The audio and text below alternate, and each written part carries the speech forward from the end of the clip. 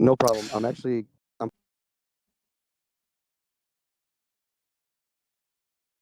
All right.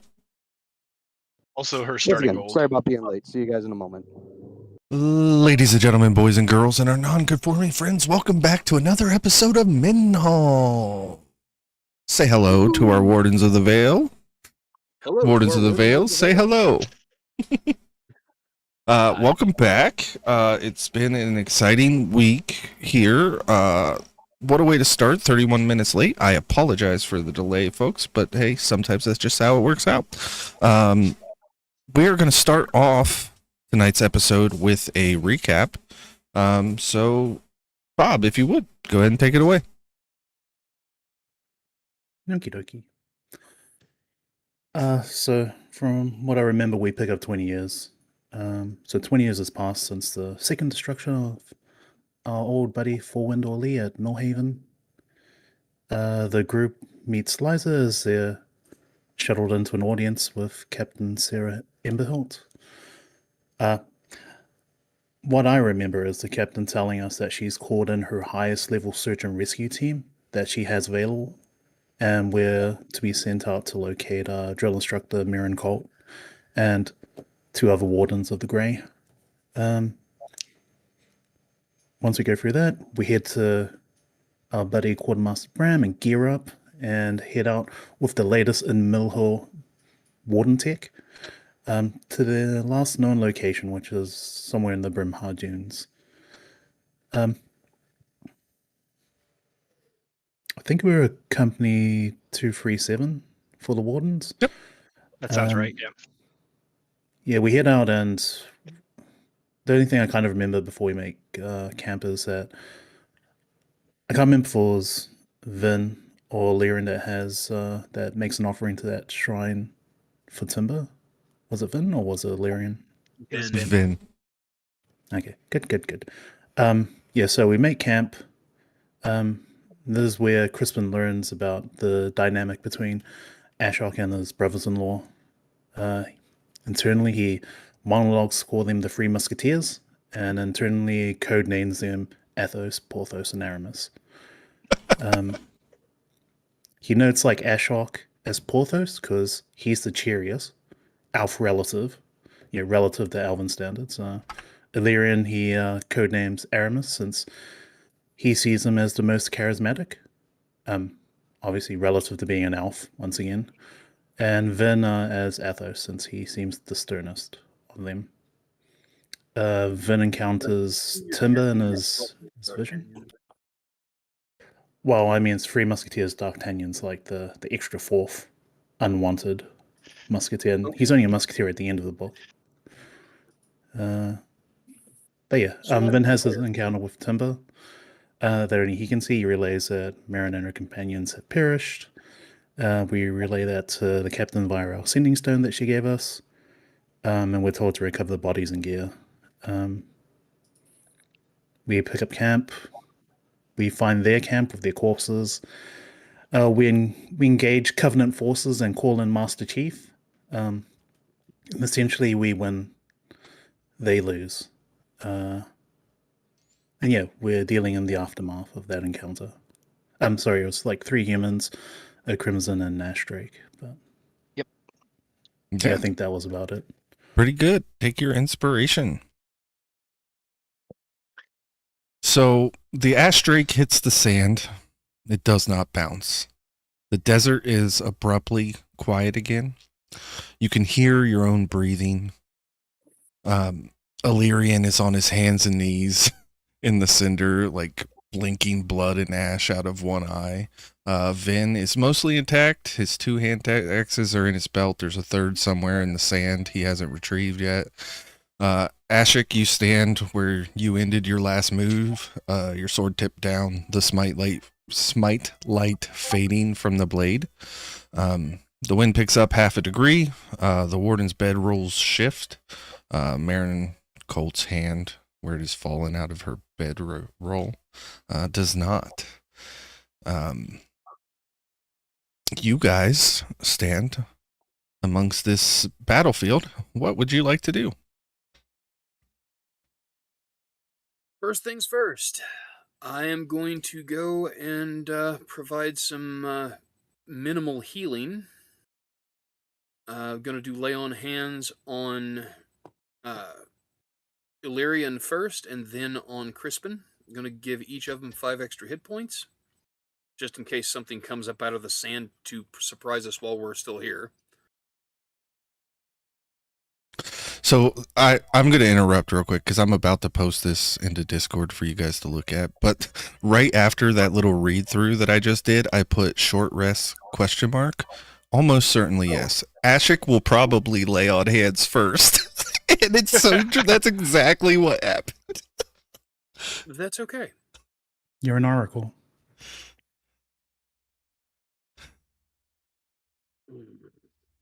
Okay. Sorry about that brief interruption. Welcome back, Nick. No, that's all good.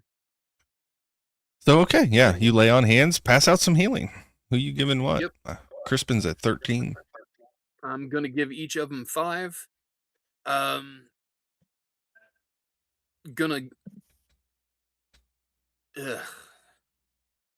gonna make a medicine roll and see if I can assess Illyrian's condition. Is this poisoned condition and the blinded condition that he's got going on, is that gonna fade now that the fight's over, or does he require additional treatment? Go ahead and make a medicine roll for me.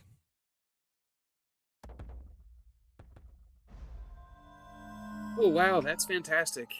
You are convinced that this might be permanent if you don't get that out of there now. Oh gosh. Illyrian, I had no idea the damage was this bad. Here, hold still. Let me look at you. About 30 seconds after he starts fussing over you, like you blink your eyes and it's clear and you're perfectly fine. It was a 60-second effect. Get the fuck away from me. Oh, you must be feeling better, asshole. He's trying to help Illyrian. Yeah. He says, "Get the fuck away from me." I literally shove him back down onto the sand and walk away. PvP already. I like it. Finn walks over to Illyrian, reaches out his hand. I take his hand and let him pull me up. Pull you up, and just say that he was just trying to help. I know. All right, so the options are you can loot the bodies now and then take your short rest, or if you want a short rest first, it's however you guys want to do it. Bodies first, then rest. I'd prefer to leave as soon as we're done resting. How about while you guys loot, I'll keep watch on the ridge up here. Mm-hmm. Above board, Nick, do you have survival proficiency on Vin? You know what? I don't believe so. I'm gonna have to double check on that. No, I don't. I have perception proficiency. Okay, well. All right, who wants to search what first? So you had a captain, and then you had 2 scouts, and then you had the 2 drakes. Why don't we just let the rogue do it? Yeah. Okay. Which one do you Fair want to enough. search first? And give me an investigation roll. I'm going to search the captain first.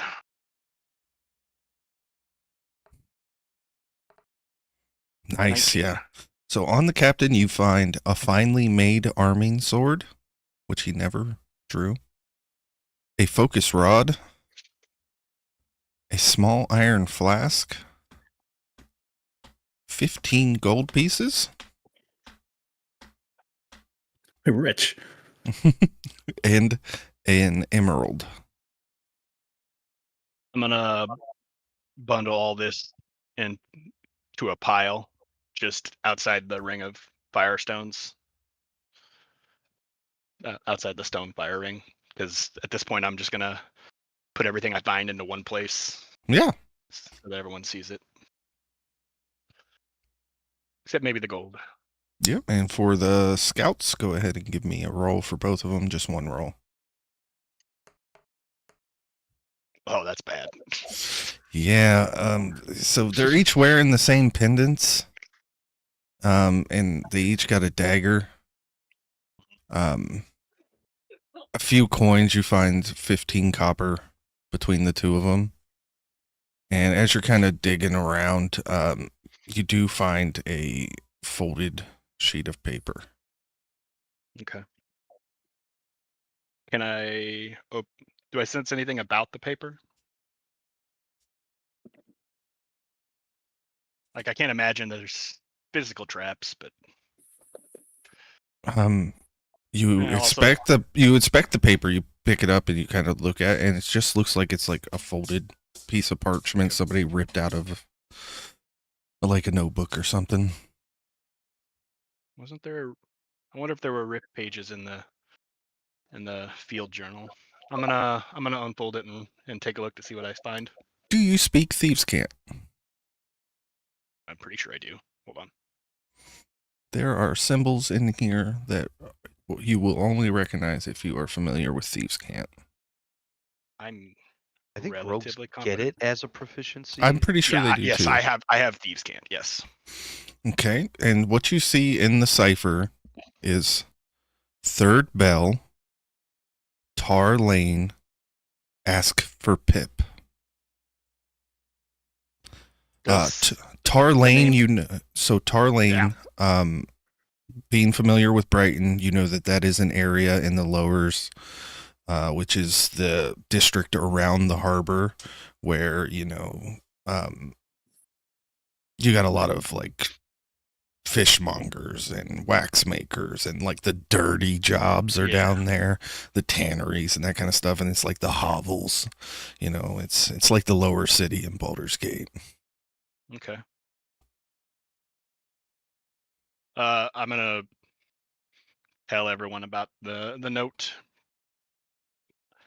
Do I know if any of our party members frequent the lowers?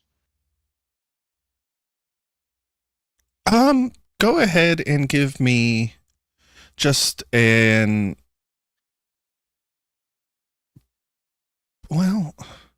you just met Crispin the other day, so I'm not gonna say that. So I the two that are with you, and whether or not any of you frequent the lowers for the seedier area, that's gonna be on you guys.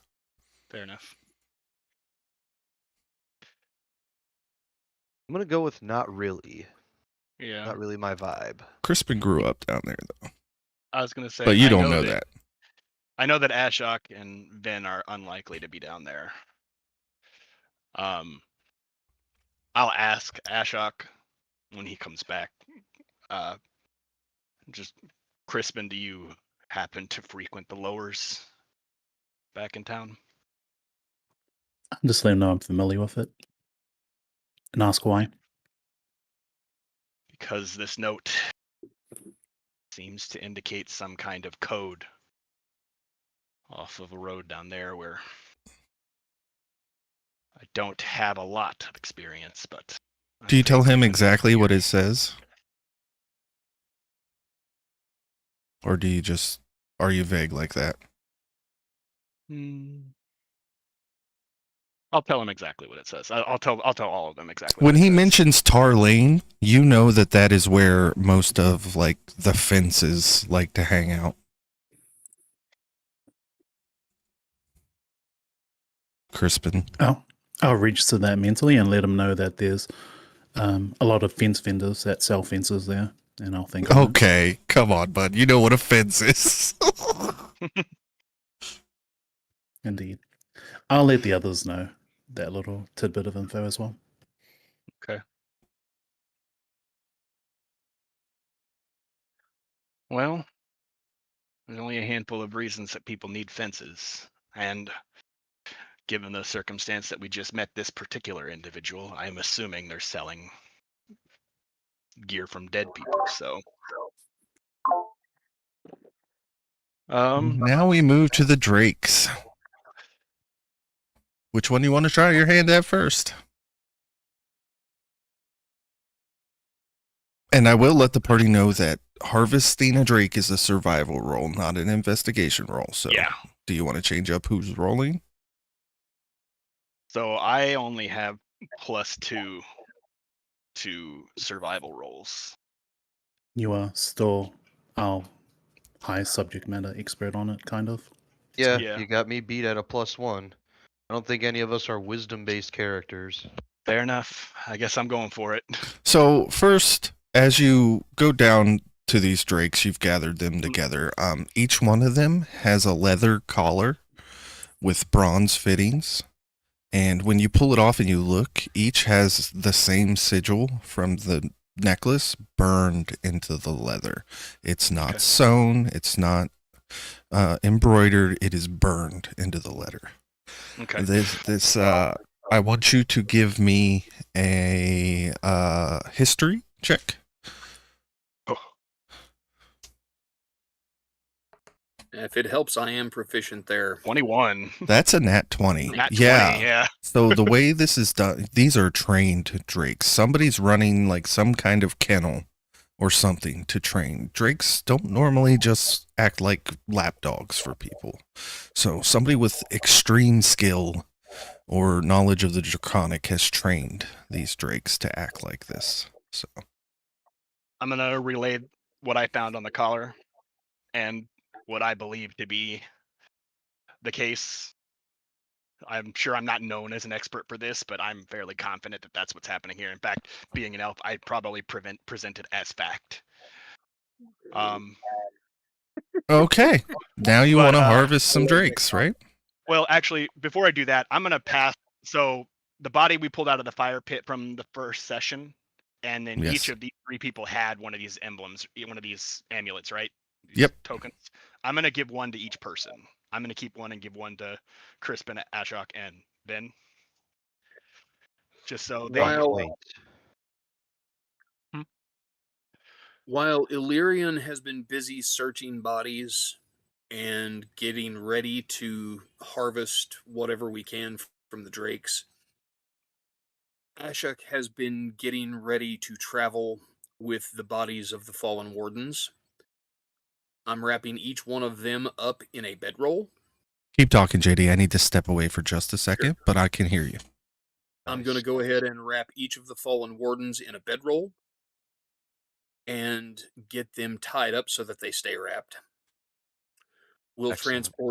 transport each of them home. Any of their equipment that is salvageable, we're going to bring it as well. Yeah, for sure. We're going to bring the body of the halfling that was in the fire pit. Yep. Of special note, the halfling still has its lower jaw. Fair enough. The right person can use Speak with Dead to get answers out of the corpse. That's good. And I tell each of them, just take this. There's no telling what'll happen on the journey back, but one of these needs to make it back to the captain. Of note, and Absolutely. JD, you would know this, finding somebody willing to cast Speak with Dead, a necromantic type spell, when there is a necromantic ban on the realm would be hard. Gotcha. Okay. You said we weren't permitted to bring back the dead any longer. That didn't necessarily mean we couldn't talk to them. Yep, I understand. I am just Okay. clarifying. The average person probably isn't willing to risk that proximity. Probably. Yeah, The understandable. next step in my process, once Illyrian has finished with the bodies of the humanoids and moves on to the drakes, I'm taking their heads and putting them in a sack. Fair enough. I'm also cutting off the leather collars from the drakes. Okay, you don't unbuckle them, you just cut them off? Oh, do they have a buckle? If they have a buckle, they're buckled on. I'll unbuckle them. Yep. Okay, so which one do you want to try to harvest first? I'm gonna go with the ash drake first. All right, the biggin. Okay, go ahead and give me a survival roll. Does anybody want to provide the help action? Too late, he already rolled. Oh, I didn't can't know that was a because I'm thing. not proficient. So 11. You go and these scales are much harder than you're expecting, and you struggle as you're pulling your knife down to try and get some of this hide. You are able to collect 3 poor quality ash drake scales. It's not very I have a question. good work. Yeah. Does this count? Oh wait, never mind. I'm not proficient. Never mind. Yep. So, unfortunately, and then after you cut it and you've let it bleed out, you realize, oh crap, I should have grabbed a vial. I could have collected some of this blood. Super powerful magical component. You just wasted probably 400 gold worth of stuff to get some low quality scales. But you took what you could. And you Fair look enough. at the smaller Crimson Drake. Can I learn from that mistake with the Crimson Drake? Sure. And you might want to ask for help. So that way you can roll with advantage. I have a question. Yeah. I am proficient with Arcana. Okay. Would that knowledge give me a little bit of a boost to know what a spellcaster might find most useful from the drakes to help guide him with the Crimson Drake? Yeah, that sounds like a good excuse to use the help action. Go ahead and roll your survival with that. advantage.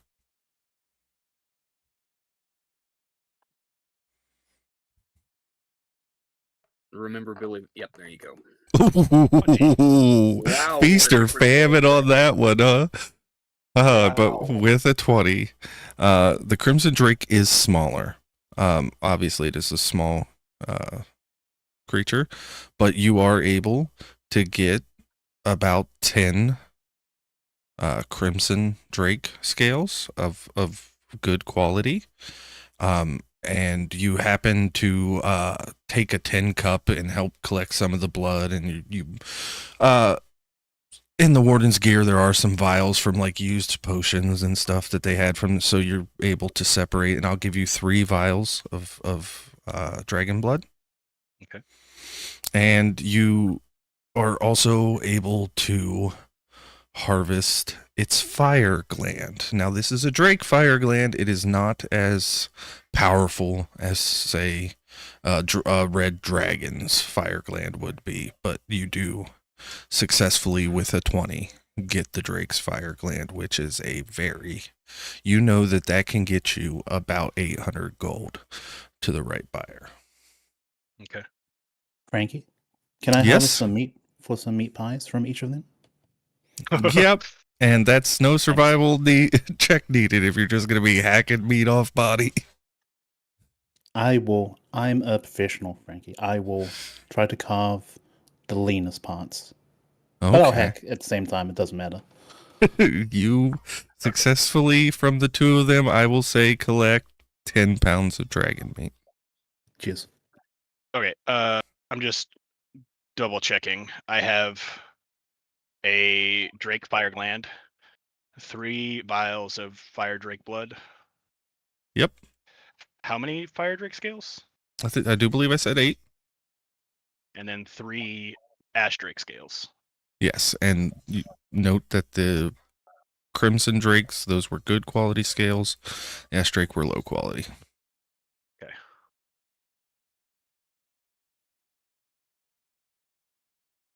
I need to edit that.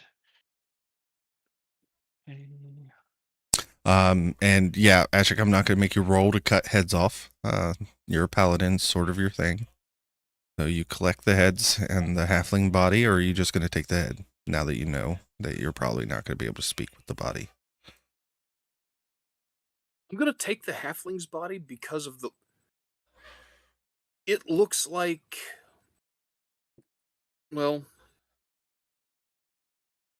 hard to say. If you give me an investigation roll, JD, I will allow you to try and piece together what I think you're getting at, because it was dead already when you arrived. So Yeah. let's see how much you can gather.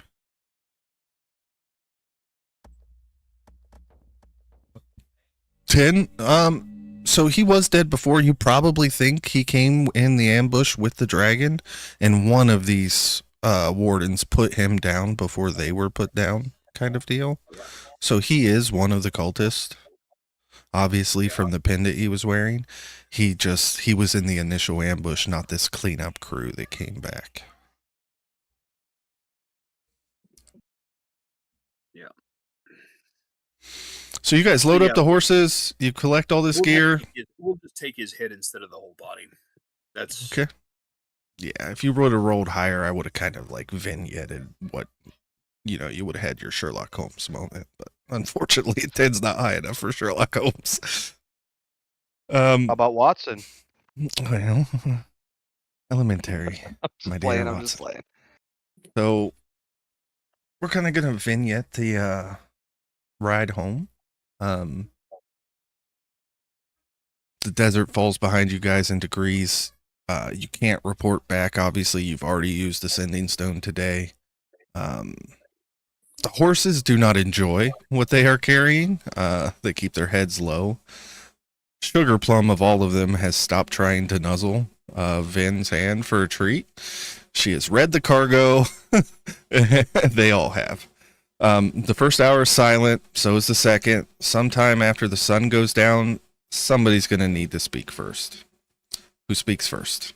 It could be any one of you. It could be a half Vin will sentence. speak up in a just barely perceptible, like not whispering, but he doesn't raise his voice to any of you. He just says it in a normal tone of voice. Are we resting or riding on? how far is it back to the capital? If we ride hard, can we be there by morning? It was a 2-day trip out here. Let's go ahead and make camp. But let's find some place with some cover. We don't want to be under the open sky. No fire. Agreed. Cold camp. Would you call it a perception, investigation, survival to try to find a decent It is campsite? survival. Survival. Okay. I have a low bonus and I'm not proficient, so if anybody else wants to step in, I don't mind rolling though. I mean, I can, but we're all pretty close together. Yeah. None of us have proficiency in survival. Then I'm rolling because I want to roll. Yeah. 10. You find a dune you think is well enough, and you guys set up your camp. But man, these sand fleas. It's annoying, but the sun is going down. So you guys set up camp. You set up a watch rotation. It's not going to be important tonight. Just some character beats here. Ashik, your oath was abstract for 3 years. It's no longer abstract. The same hand that drew the burn pattern on Marin drew it on Alara. Are you going to say her name out loud now, knowing that 2 of your companions know it, or are you going to keep it behind your teeth? Ashik has very little to say. He is just short of visibly seething. All right. Illyrian and Vin, same thing. It's been 3 years. You've asked yourself whether you should have felt or if you would feel that same feeling when Alara died. And tonight, you kind of feel that same tremor. You guys know that the veil sees things in advance. You missed it once. Do you guys have anything to say? Knowing that the burn patterns match? I'm talking telepathically to Vin and Ashok here. Oh, Ashok, you got included. Isn't that nice? Oh. Tell me you felt it.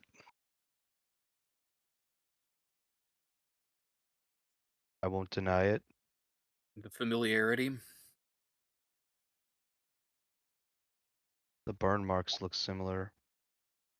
They're the same. We're on the right path. Finally.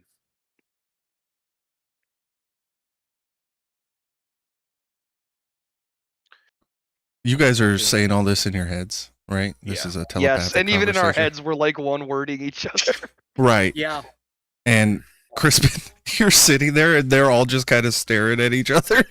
And you, literally glaring at each other in silence across this dark campsite. and they're kind of not paying attention to you. You have this sigil that Illyrian gave you.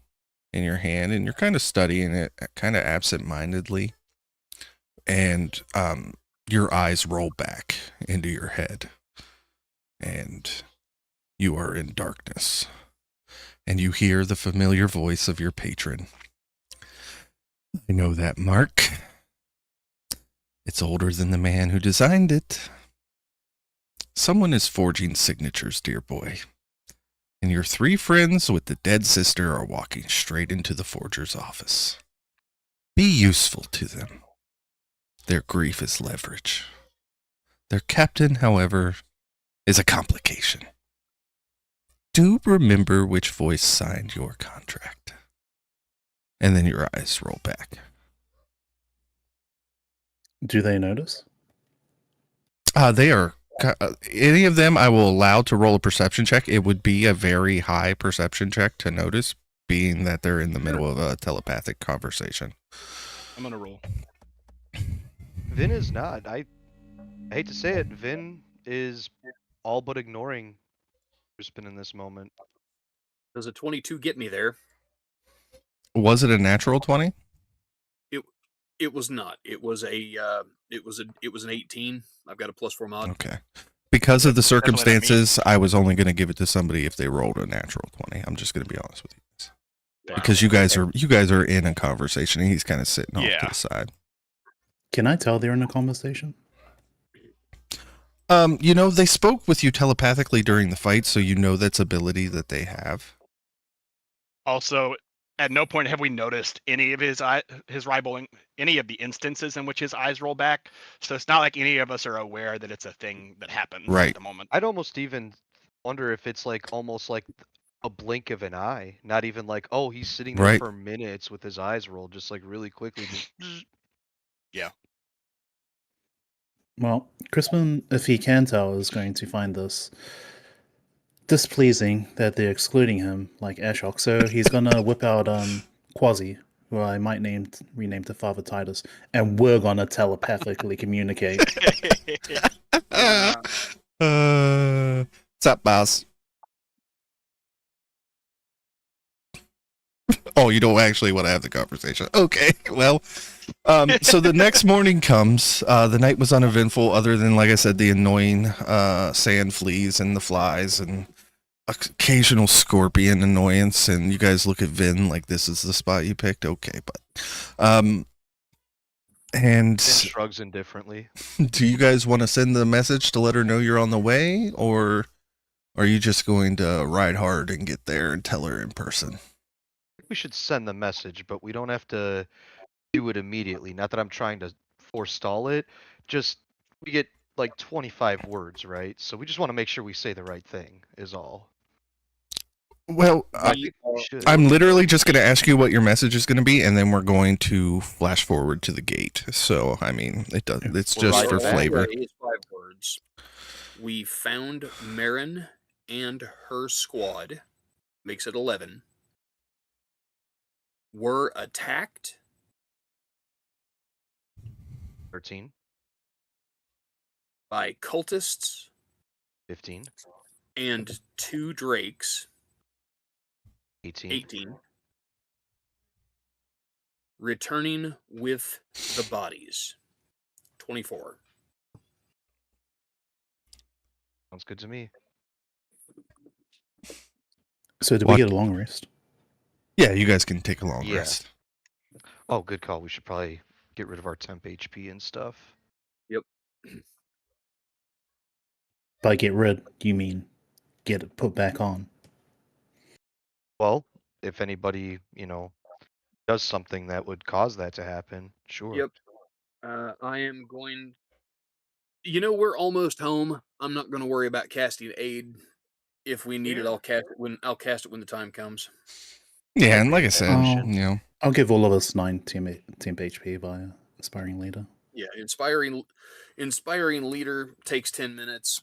Aid cat takes a single action in combat. Perfect.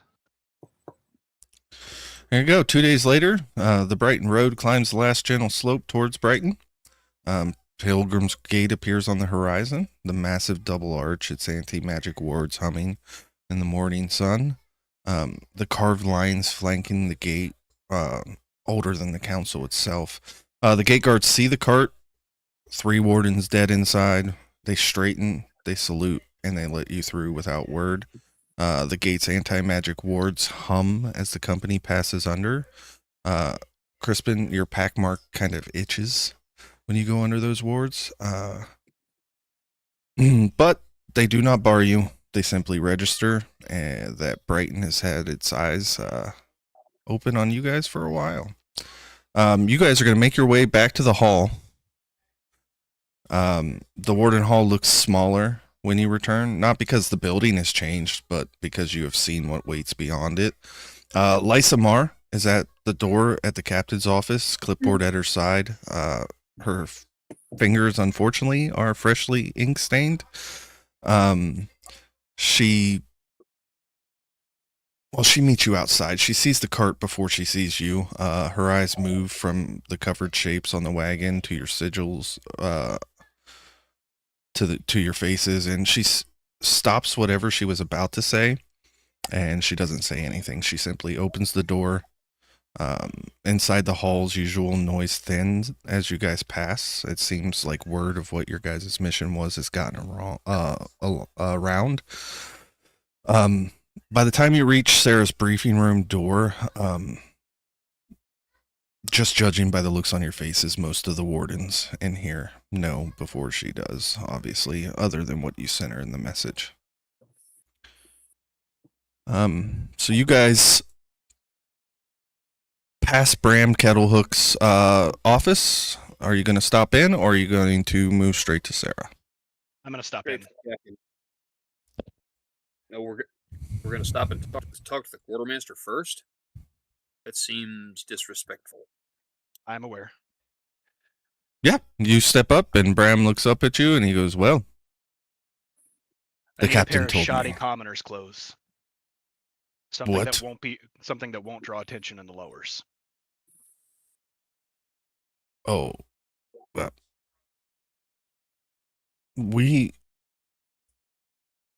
this isn't a general store, you know that, correct? I'm aware. I have armaments and supplies for warden business. And if it's warden business, Typically, we don't do the sneaking into the lowers kind of business. okay.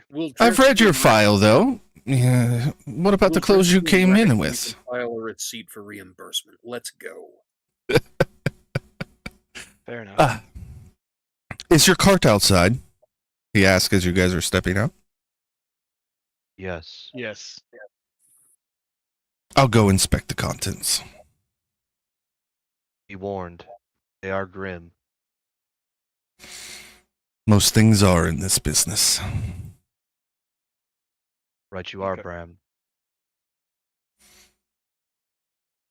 Okay. I'm gonna move on. Okay, well. Sarah, without looking up to you guys, she hears the door open and she is scribbling on some parchment. She stops, signs her name, folds the paper, and then finally looks up and says, "I want a full report. But first, let's tend to the bodies." I hand her Marin's journal. Thank you. Her field log. And she kind of flips through it. And she reads the 3 entries. The last one that was cut off, requesting reinforcements. She's reading aloud twice. The second time, her voice does something almost like breaks. She knew enough to ask for reinforcements. Too bad it was too late. Show me to the cart. And you guys walk her outside. As we walk her out, Yep. I quietly tell her that that we are confident that the dragon that killed them was a blue. The drakes that attacked us were not the same creatures that killed them. They were also trained. And that's where these came in. How do you know The they were hat- trained? I hand her They were one of the collared. collars. She takes the collar from you and she inspects the sigils burned to the inside of the leather. Using drakes. Trained. That sigil was burned in deliberately, not stitched. Well, that means someone's running a kennel. We don't have a kennel like that on file. Not at Brimha. Not at Mako. Perhaps the Cove? No. Too far. Not. And I hand her this. I hand her the brooch that we picked up as well. She takes the pendant from you, and she kind of holds it under the lamp in the hallway. Lets the light shine off of it, and she turns it once. That's new, and new is never good. When we found the camp, New or old? there was a dead halfling in the fire pit. He had been stabbed several times. He was wearing this brooch. Was he the only one? He was the only one there when we arrived. The three cultists or scouts that attacked us once we arrived, that were supported by the drakes, were wearing the same pendant.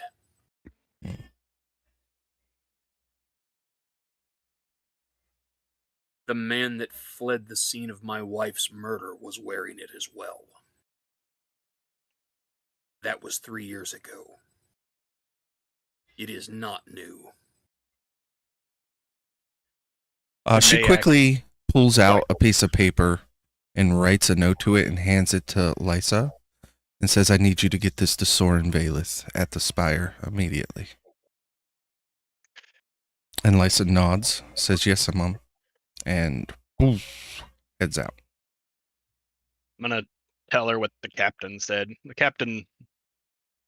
The person in charge of the raiding party, said something rather cryptic. He said, the future is coming sooner than you think, or something like that. The future is coming early. Early. The future is coming early. The dragon that killed Marin and her squad. The strafing marks are the same. I think it was the same dragon that killed Elara. When you say Alara's name, Sarah looks at you, Ashik, and then at Vin, and then at Illyrian. Huh. I'm just side-eyeing Ashik. I've read your intake forms. She's known about Alara since she signed your recruitment papers. The burn pattern says it might be the same hand that took Alara. The evidence does not prove it yet. I will not insult any of you by pretending that distinction helps. I didn't say it proved it, I said I think. Either way, it was a blue that killed Marin. And it was a blue that killed my wife.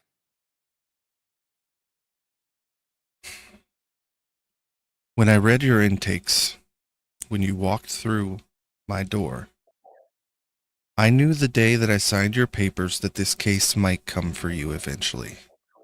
I did not think that it would come on your first deployment. Any of you now can tell me if you want me to take you off of this. I will understand. Take us off of it? Gods no. Turn us loose. You said you wouldn't insult us, and then you insulted us. Gentlemen, take calm. No, none of us would like to be taken off of this case. We would like to pursue it. You know, Marin told me a week ago that she'd handed me 3 good ones from her cadre. She did not tell me she handed me 3 Fanatics. attached to the Kalos line. I'll write that into her commendation when I file it. She'd want me to. Now, if you don't mind, can we go to the cart? I thought we were having this conversation on the way there. On the way to the cart. Well, you started handing her stuff. She's gonna stop and Fair look enough. at it. I was like, yeah, she also gave a note to someone to send to the school. So Um. Then let us proceed. Sarah walks out ahead of you guys, and you follow. In the courtyard, Bram has already started inventorying the stock of the cart with a clipboard. He's not quite writing on it. He's just kind of holding it there as he looks over everything. And Sarah stands over Marin's covered body for 8 seconds, just in silence before she finally reaches down and folds it back. She rubs her face and kind of leans over, and she closes her eyes. Not long, but long enough that you notice. And she pulls the covering, the bedroll down a little bit further, and she removes Marin's warden pin from her cloak. The cloak comes apart slightly under her fingers. But the pin holds together, and she closes her hand around it until the metal bites into her palm. can I make a perception check on this? Yeah, go ahead. Perception, or do you mean insight? Are you trying to gather what she's Insight. feeling? Insight, yeah.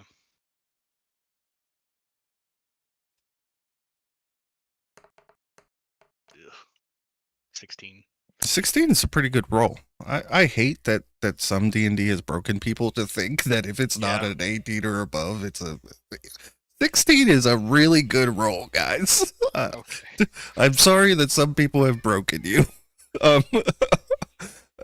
Yeah, with a 16 on insight, you can tell that this is more than just like a colleague thing. Like her and Marin were close.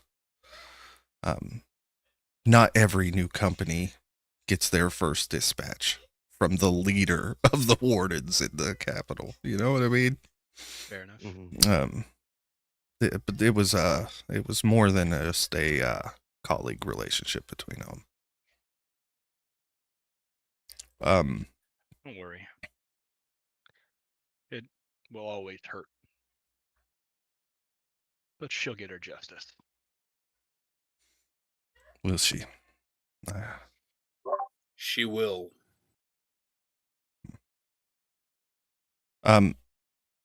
You all, do you divulge everything that you acquired at the camp? Above the board, what's the warden's policy on acquisitions? And you would know. Just know that Bram is going to ask, and if you choose to lie, there will be a roll-off, but you versus Fair me. Deception versus insight. Are we required to turn over loot? 30% of any loot that you get must be turned in. How do they 30%. handle weapons or gear? So it's all valued in gold. Okay. So they would want to keep the weapons, but if there's a weapon in particular that you would like, although none of the weapons you acquired here No. were any better than what you had. I'm thinking more the components, the value of the components. That's what they would do. Yeah. They would do it by the value of the components. Are So, they gonna do you want have any a of full my dragon inventory? meat, Frankie? Yeah. Believe it or not, the dragon meat Bram tells you can go ahead and keep. Nobody is interested in eating any dragon meat. And in fact, you tell them that you did that, and they kind of look at you like, okay, bud. I'm talking to. Wait, can I talk to all 3 of them at the same time? Yeah. Okay. I'm just asking their opinions on disclosing the scales, blood, and the fire drake gland.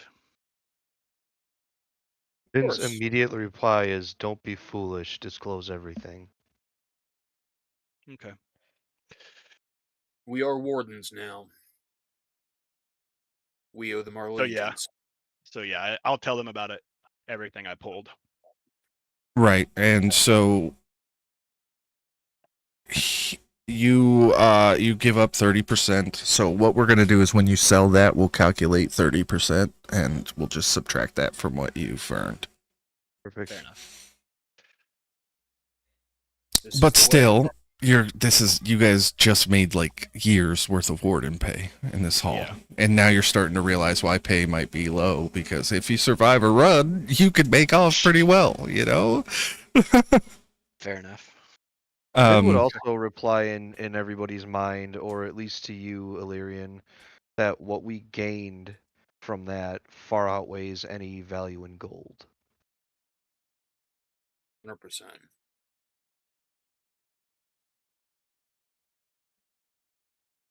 Okay, and after everything is calculated and everything, Sarah tells you inside now, and she brings you back inside. And you guys are giving the report of what happened, and you guys are discussing the nitty-gritty of the fight when Lysa returns and says, "Captain, note from Norla." And she hands it over, and Sarah opens it up, and she looks at all of you and she says, "They'll see you tomorrow. Magister Valeth is going to send his aide to meet you here tomorrow morning around 10. You'll go up the hill in dress kit. No weapons, no armor. Dress kit's basically your dress uniform, you know. They want you to remember that is a place of scholars and not warriors, and we shall let them keep that appearance." That is I understood. hand the captain the note with thieves camped on it. Okay. I want permission to look into this tonight. Let me look. I have a specific note on that.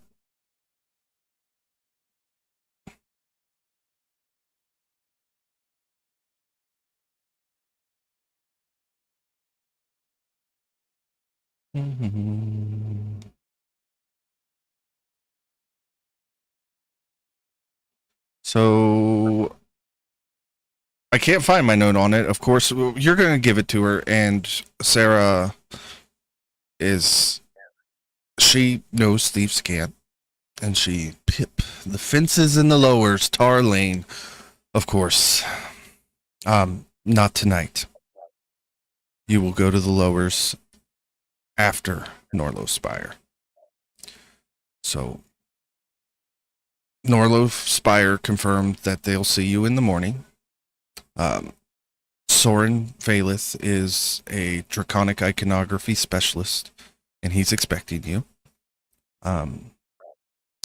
You'll go in dress kit. You do not draw weapons. You do not take weapons. We do not lie to their wards. We address magisters as magister. Anyone we don't recognize, we treat like senior staff until proven otherwise. And then she goes over to her map and she taps the lowers. Then to the lowers. The pendant is a sigil.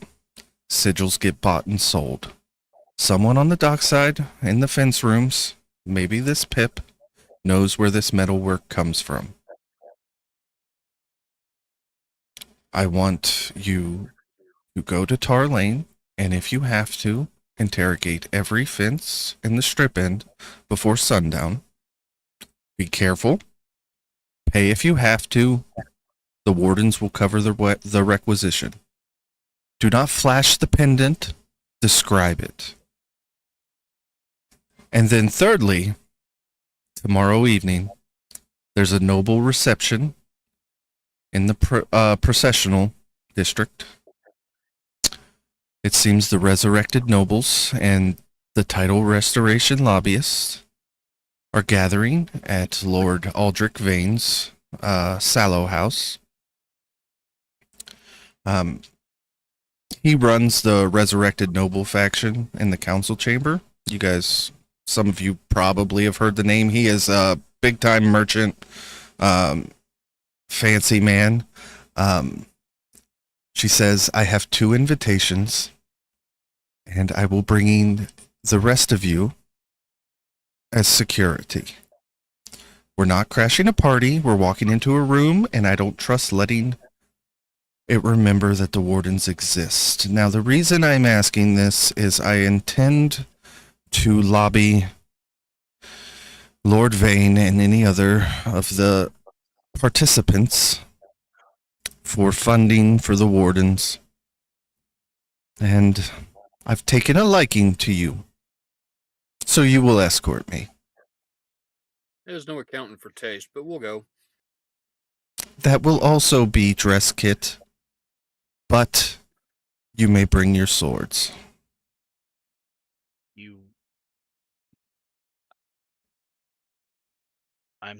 Illyrian is struggling to form words right now. Why? You want us to pander to pomp and circumstance while killers move further away from us. The merchants walk the roads. They travel town to town. And they are, in my opinion, much more truthful than the bards when it comes to the things that they see. If they see the things that we found, don't know how trustworthy that makes them. I will go. Are you unfamiliar with politics? He's not. I am We are more elves. familiar than most. You hide it well. Now, go to your bunk room, clean up, and you have the day. Tomorrow morning, meet back here. Okay. So, you guys head to your bunk room as you were told. Do I have... Oh, I forgot to put it on here. 1 second. Okay. I know I uploaded it. Didn't I? Yes, I did. There Did it you is. happen to give Emily her starting gold? I didn't. I haven't gotten onto the sheet yet. Fair enough. Okay. But you guys head into your bunk room to clean off the dirt, the grime, and the grief as best you can. And get used to this room, because whenever you're in Brighton, this is where you'll sleep. This will be your little camp type map. Beautiful. Why can't I drag my token on here? Frankie might have to. You put can't up for drag it. you. Yeah, you got to click the plus button to add it. Who am I missing? Me. A plus button. Oh, I guess I have to add it. My bad. There you are.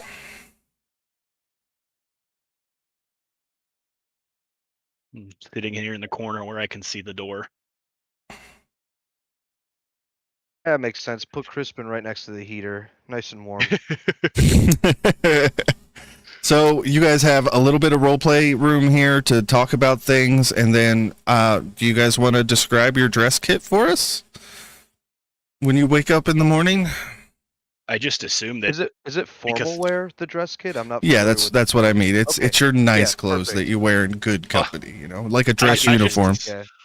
I just assumed that because it was Warden dress kit, it was all standard issue and the same. Yeah. No, you're If allowed not- to have your own little flair with your dress kit. You're not an official army. You're Fair enough. basically mercenaries that are, governmentally contracted. You know, Okay. you guys are BlackRock. I mean, if that's the Wow. case, I have leftover formal attire from Elven royalty. Dang, you're getting fancy. Well, I'm an elf. Well, Right. yeah. It's ornate, worked leather. And don't worry, Emily, you're coming up soon. Get ready. Okay.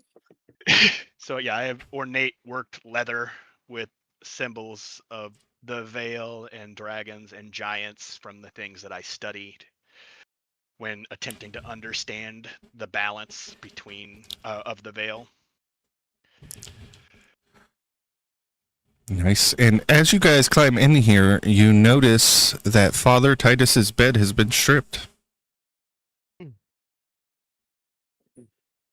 Looks Good like riddance. our fifth companion won't be joining us. Seems those calisthenics might have done a little bit more to the infirmary. Ah, Above table folks in the stream, Devin could not make it. He had scheduling conflicts, so Father Titus will not be taking part in this adventure. Do we know that Crispin and Father Titus came up in the Wardens together? Yeah. I'm gonna look at Crispin and be like, what happened to your companion? would I have been told by now, Frankie, that Father Titus isn't going to be with us?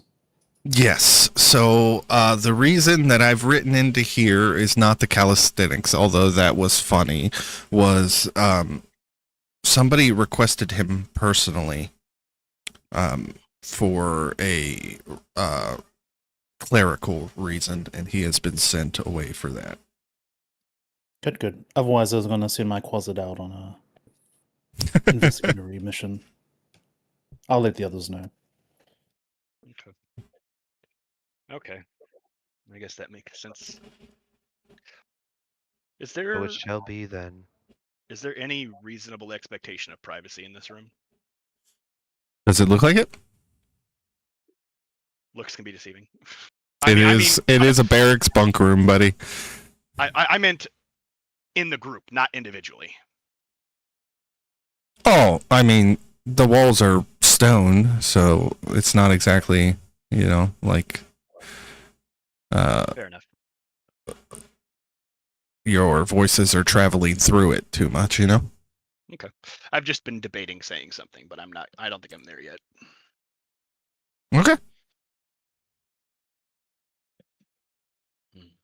If Illyrian and Vin are tooling up in their elven finery, Yep.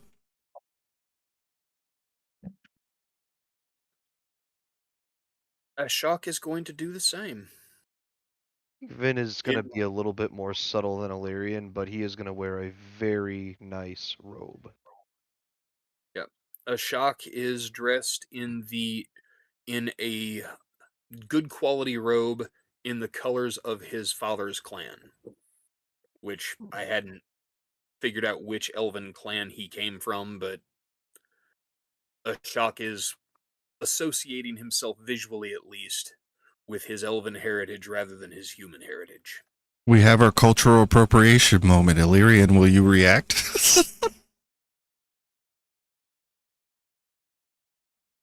I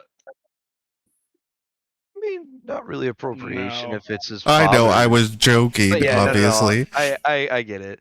You guys have been No. making the half-elf stabs this entire time, I so... know. And we're here for it. Yeah, Vin has no issue. One thing I should say though, Illyrian, what are our clan colors? Or Frankie, is that already a lore thing, or can we? come No, up you with can that? you can go ahead and decide that if you What do want. you think, Illyrian? What do you think, Rythian Kalos clan colors would thinking- be? Silver and purple. I like it. I dig it.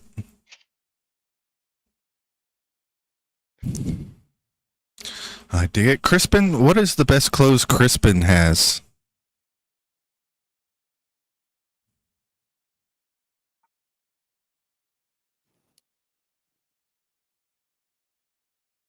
Is he talking? Bob? Yep, sorry, I was muted. Oh.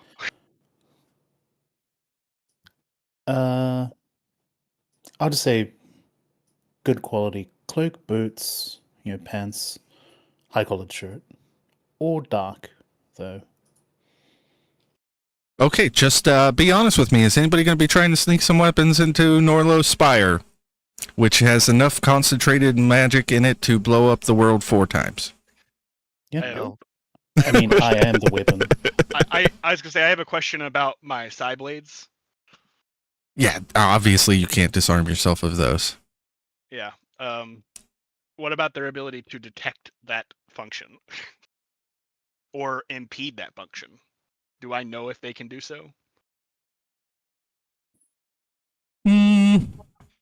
You think that there is magic in the world that could? There is anti-magic fields and anti-magic wards and things of that nature. You think that somebody could probably, if they really wanted to, impair your ability to summon them?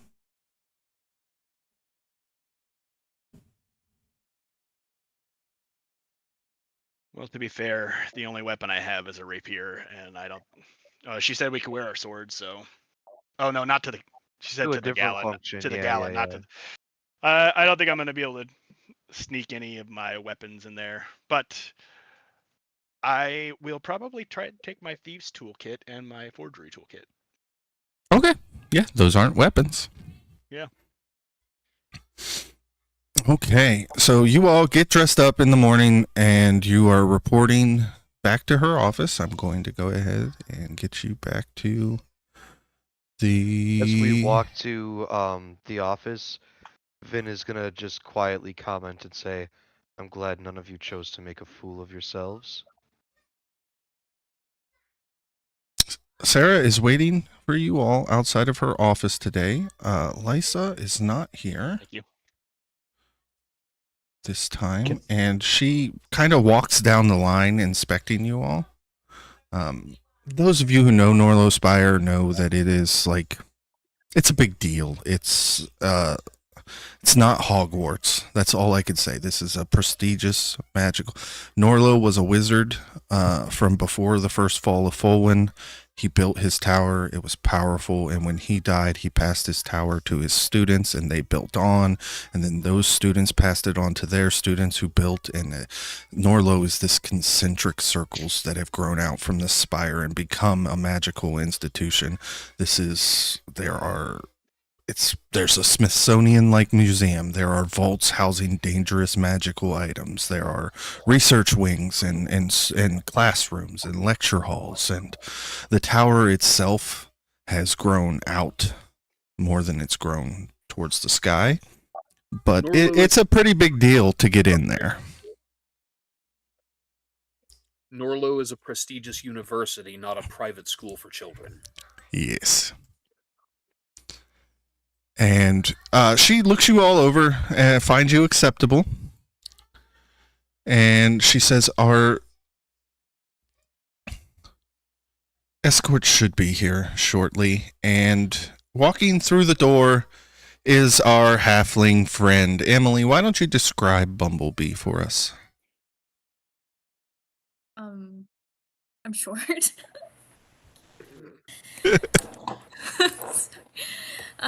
Yeah, Bumblebee has Dick. like red hair, and I'm sorry, I'm really bad at this. No, it's Take your fine. time. You're doing great. You are doing amazing. Is there a like traditional halfling attire that is acceptable for like really? Well, you are a student, so you're probably wearing robes. As a matter of fact, we gave you a set of robes, didn't we?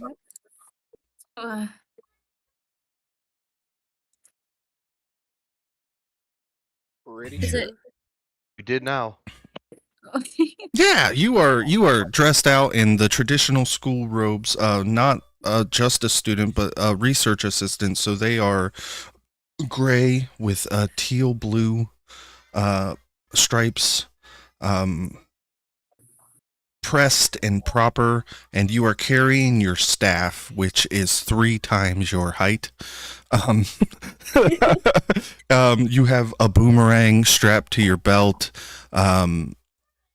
Odds and ends, a pouch for your components, and big old smile as halflings always do, short red hair, and you come hopping in and striding with the confidence of somebody 7 foot tall, and you approach the party.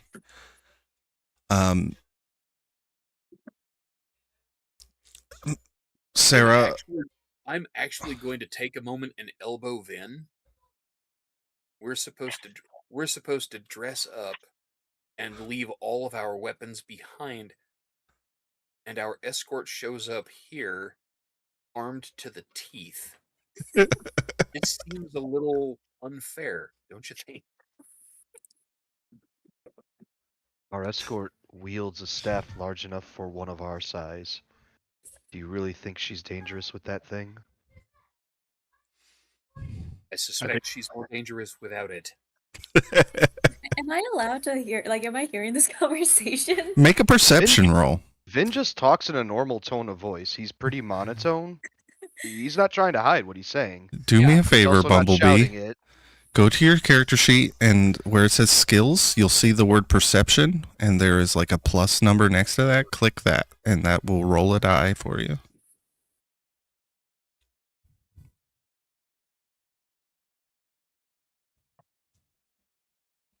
Oh, that's how you do it. Okay, so I do not proceed. So with a 10, I'm going to say no, you don't hear their little side conversation as you approach, unfortunately. But as you approach, Sarah, Amber Hill approaches you, and she says, Miss B, it is so good of you to come. We appreciate your Magister's offer to look over the things that we have to show him. Cool. Do I look over the things now? No, they have them. They're going to take them. You are just simply there to escort them to meet your professor. Okay, cool. I escort the party. Simple as that. You look them over, you nod to them, and then so you guys see this halfling come up, all happy and smiley. Sarah speaks to her, and she says, "Okay, cool," and she nods at you all, turns, and starts to walk. You guys follow her. When she pivots, I duck to avoid the end of the staff hitting me in the hip. Perfect. This Finn's is just gonna from behind you say, "I told for you." a place to happen. Yeah, we'll follow behind, I think. Yeah. So the road climbs east out of the Civic District, past 3 switchbacks where the city falls away below. Brighton flattens out behind you, slate roofs, warehouse smoke, the stone hold, bells receding. The road becomes pale gray stone where it should be cobble. Then it becomes pale gray stone veined with blue-white crystal, and the crystal hums faintly beneath your feet whenever your boots cross it. By the time the towers come into view, the air is doing things air should not do. It's too still. Dust does not hang in it. A bird passes overhead, and its shadow moves across the road in a way that makes you want to look up twice. Doesn't make sense. And then you crest the rise. From a distance, you had told yourselves you were walking to a spire, but up close, the lie collapses. Norlo Spire is not a tower, it is a cluster. It is rings. It is generations of additions wrapped around a darker, older core you can just glimpse at the very middle. Narrow windows, ancient stone, worn smooth. Around that core, 5 towers, 6, 7. It's hard to count from this angle. Glass-sided walkways at 3 different heights connect them in a lattice. There are domes capped in crystal panes, lecture halls with vaulted ceilings, transit courts at ground level etched in concentric sigils that glow faintly when the wards are awake. The whole thing climbs and broadens at once, as if the institution could not decide whether to climb towards the sky or anchor itself so deeply into Brighton that the city would have to grow around it forever. The arch at the entrance is older than anything else here. It's older than the road and older than most of Brighton. Just outside this hall, there are 2 stones and a lintel and a carving worn so much that you can't read it. The wards are newer, and they sit on the arch and you can feel them from 20 yards out. They are looking at you. And there's a faint smell of ozone in the air. This entrance hall, and Bumblebee, you walk in, you know this this little get up. You walk through the art, you run everybody through it. No, not that map yet. Oops. You're gonna walk through this arch one at a time. I've got to get Bumblebee on here now that she has a token.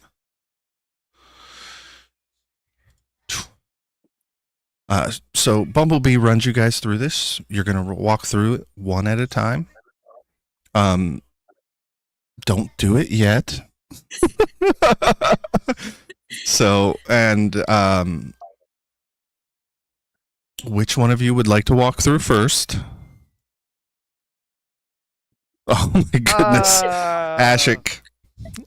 Let's do it in alphabetical order. Ashik, as you step underneath the archway, there's a gold-white flare that's briefly red at the edges, and the magister, Ayla Marn, who's sitting there notating everybody who comes and goes, she looks up at you and she says, "You are bound by oath. Vengeance class. Active. Nice. Annotated for senior reference." This woman, just by walking through this arch, knows you're a paladin, knows you are an Oath of Vengeance paladin, and knows that your oath is active. And she has just written that down in a book. Just staring at her now through the arch. Who steps through next? Go ahead, Bumblebee. As you step through, Bumblebee, there is a bright green flash on the wards, and she looks up and she says, "Welcome back, Miss B." I wave at the person. Yes, this is she's a newer magister. You know, she's on door duty. She's nobody of great importance, but she is still a faculty member here at the Spire. Crispin will go through next. Crispin, Go as and you walk through. as you begin to moonwalk through, there is a deep red flare, and you are frozen in place. And instead of fading like it did for everybody else, it holds. And the runes along the lintel of the arch begin to pulse, slow and steady. And the hum of the ward stones drops to a lower pitch. And the room, there are people walking through here in and out. The room goes quiet. And Ayla, in a soft layered voice, "Infernal magic detected.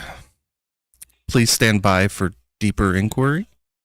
And she sets down her pen and she waves her hand, and you can feel the probe begin. It's an area deep inside of you that doesn't feel like it should be getting inspected. And you feel this gaze moving through you. It's patient, it's careful, it's thorough.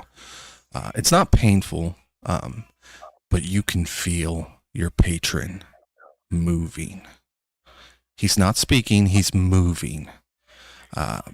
Bellanir is avoiding the gaze the way a fencer dodges a lunge. It's a graceful sidestep, deliberate, unhurried, and then a parry. Then a return, once, twice. The probe does not catch him. The probe is good. Bellanir is better. He's been doing this longer than the Spire has been a building. 4 seconds. 5. 6. And then the probe withdraws. Tiefling heritage noted. Please proceed. I'll keep on moonwalking through.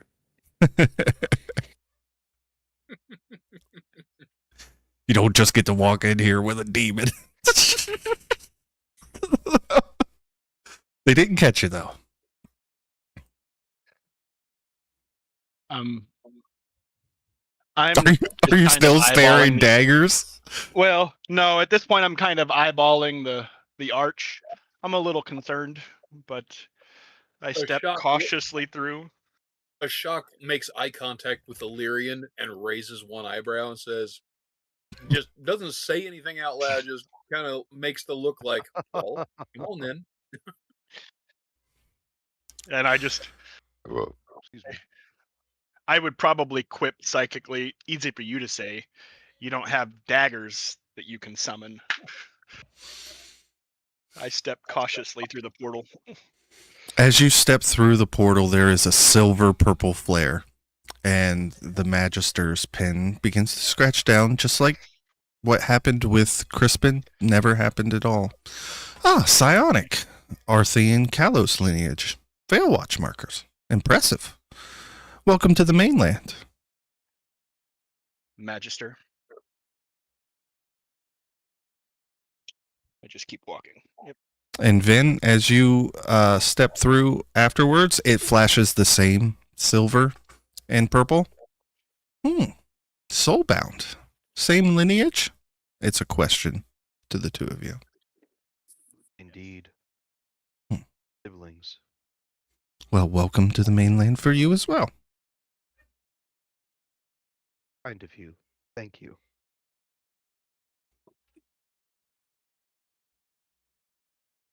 Thank you, Magister. We appreciate your hospitality. Well, we were told some wardens would be coming, escorted by Miss B.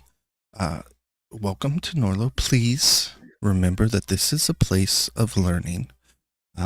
Be respectful of... Just please don't cause any trouble. And her shoulders kind of slump. And a shock reveals that he actually still has a sense of humor buried somewhere in all that sour and anger. He puts one hand to his chest like this. Us? Trouble? She kind of laughs and then half explaining, half apologizing. She's like, forgive the thoroughness. The Spire has been more careful about what walks in since the Avanis affair. 20 years on, we've had no incidents, but the Obsidian Quill did recruit inside our walls, and we are not eager to discover that the next imitator is coming after. Do we know what the Obsidian Quill is? Do you want to ask what the Obsidian Quill is? Well, I wasn't sure if it was known history. That is... Can I make? You can make a history roll. Yeah, if you want to know if you know what the Obsidian Quill is. Because that's a more obscure part of Timber's story. Nope. So neither of you knows, but you may ask. Yeah. I'm just going to... Obsidian Quill? It was a Spire-affiliated study circle. I believe some refer to them as fraternities. And it turned out 20 years ago that it was a recruitment front for a blood hag named Avanis. The hag had taken a council seat by then, and Timber McSunshine, if you know the story, personally killed her. But he was a student here and a member of that fraternity. We've reformed our screening process several times since. We have not been infiltrated since, and we would like that to remain true. Okay. Any other questions? No. Miss P, Magister Valeth is expecting you all. He is in his office. Cool. I lead the group to Valeth. Yeah. Do you show them around the Spire at all, or you just want to lead them straight there? I show them around the Spire, and I'd go on like tangents about the Spire, if possible. Yeah. This halfling, who did not talk much on the way here, now that she is here where she lives and breathes, she is just explaining every nick in the stone, every sigil, all the history. You guys are getting basically a museum tour of the Spire as you're being walked through. Whether or not you find it interesting, I'll leave that up to you. Is anybody going to try anything nefarious on the way there? We do have a rogue, I must ask. Do I notice anything on this tour? Buddy, you are surrounded by All the There, magic. all the magic Yeah, you the could wildest possibly. magical fineries Yeah, ever, man. there are billions of gold worth of things here. No. Billions? The bee? Billions with a B. Yes. No. After You- having witnessed oh, I Crispin heard. held, I heard the quiver in the voice there, though.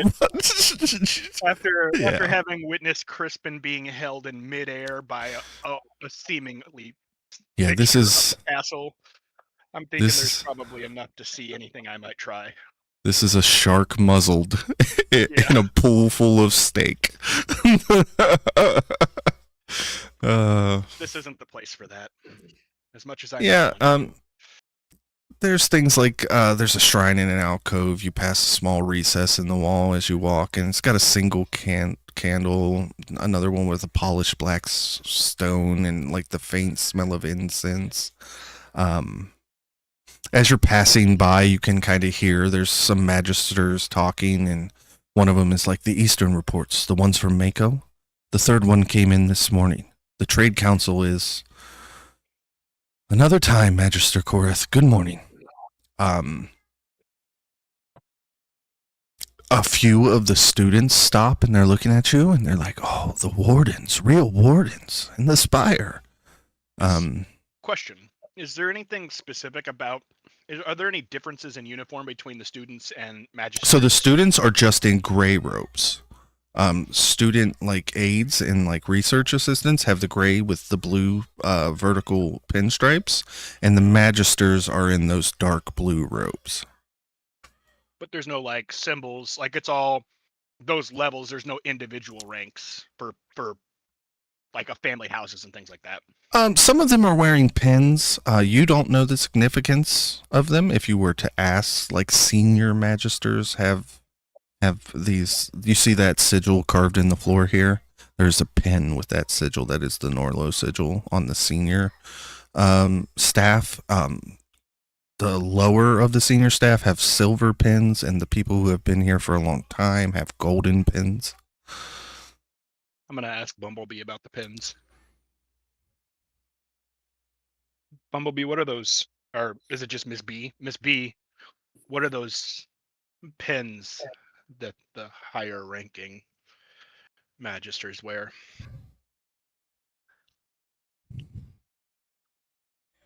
Um, Uh, can I you answer? you do know what that it is. So that sigil was on the floor of the original tower in Norlo's research room, and it was it's a ward of protection. So like when he was summoning demons, just having fun doing what wizards do, which is play with magic they shouldn't be touching, but it's what wizards do in their towers. You know, you need like wards of protection and things like that, and it just slowly became the symbol of the institution, and so they wear it. I see. Okay. And as you are walking to Soren Valus' room, you enter the center tower. And as you're going through, Emily points out to you through windows in one of the walkways, you can see here in the original tower at the spire's heart. Older stone, it's much older. There's a heavy iron-bound door with a different ward humming on the door. It seems much, I'm just going to say, more powerful than some of the wards that you've been walking around.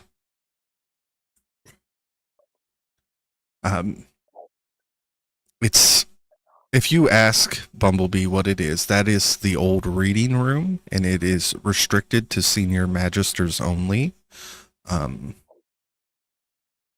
That is where Norlo kept the scrolls that he wrote for some of the, let's just say, more infernal-leaning magic that he played with. So it is locked up tight. and you all make your way up the tower. And when you get to the professor's office, Magister Soren Valeth, just about read something I shouldn't read out loud. Anyways, you step into the office. Do you knock, B, or do you just walk into the professor's office? Oh, I just walk in. Yeah.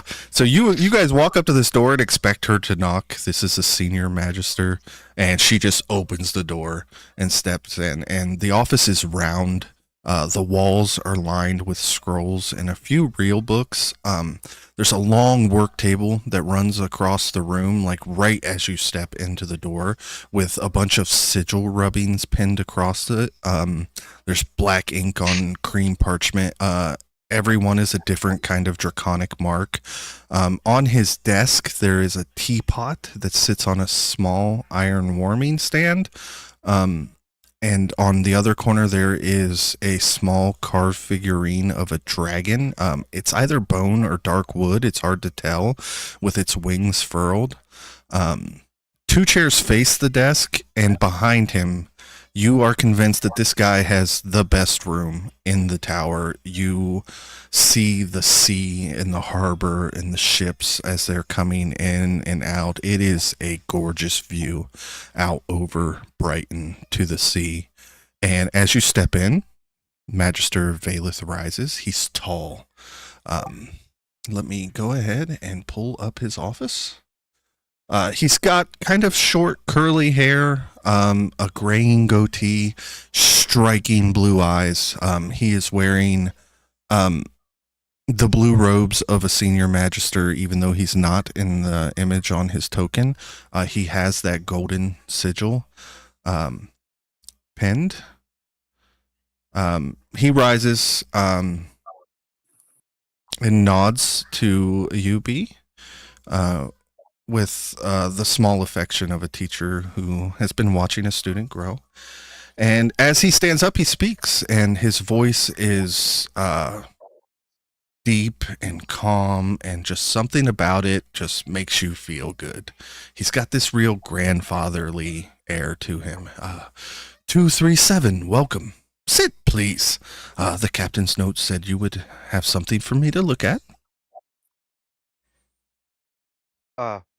Thank you, Magister Valeth. Oh, yes, where are my manners? I'm stuck in this office all day, every day. I am Magister Soren Valeth. I have been a senior magister here for 15 years, been working here for 20. It is very nice to meet you all. Speak no apology. I'm Vinganel, Arthiel and Kalios. My brother Illyrian. Of the I nod. nobles. Indeed. Formerly. And our brother-in-law, Shakrastari. Magister. And It's very our nice to meet you. newest warden companion, Crispin Uppercrust. We don't know his last name. Yeah, I don't know that we know his last name yet. My fault. Crispin. Yeah, and he shakes hands with anybody who wants to shake hands with him. I need to get B on this map. Yeah, Vinal.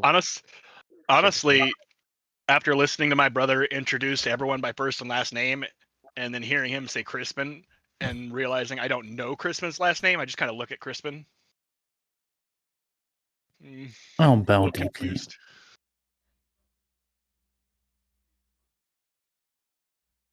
Crispin, as you step closer to the desk, do you take his hand? Sure. Yeah, and as you shake his hand, you just get this really warm feeling. Just, you're exactly where you're supposed to be. That's all. Great.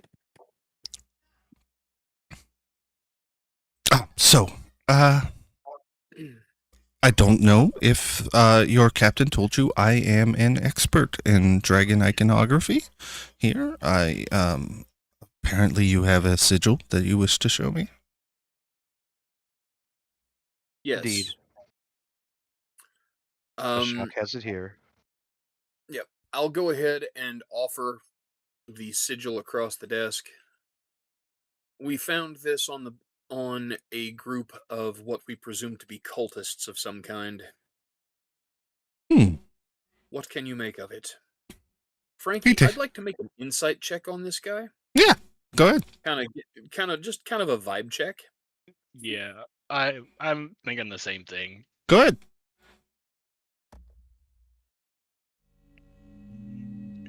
That's a good roll. Not bad. 13. Yeah, not as much as I wanted. So with a 19 on your insight check, it does seem like an act, but he is genuinely trying to be helpful. But he's not used to doing work for the Wardens. It's the kind of feeling that you're getting. So he is kind of nervous that you guys are here. That's what you're feeling.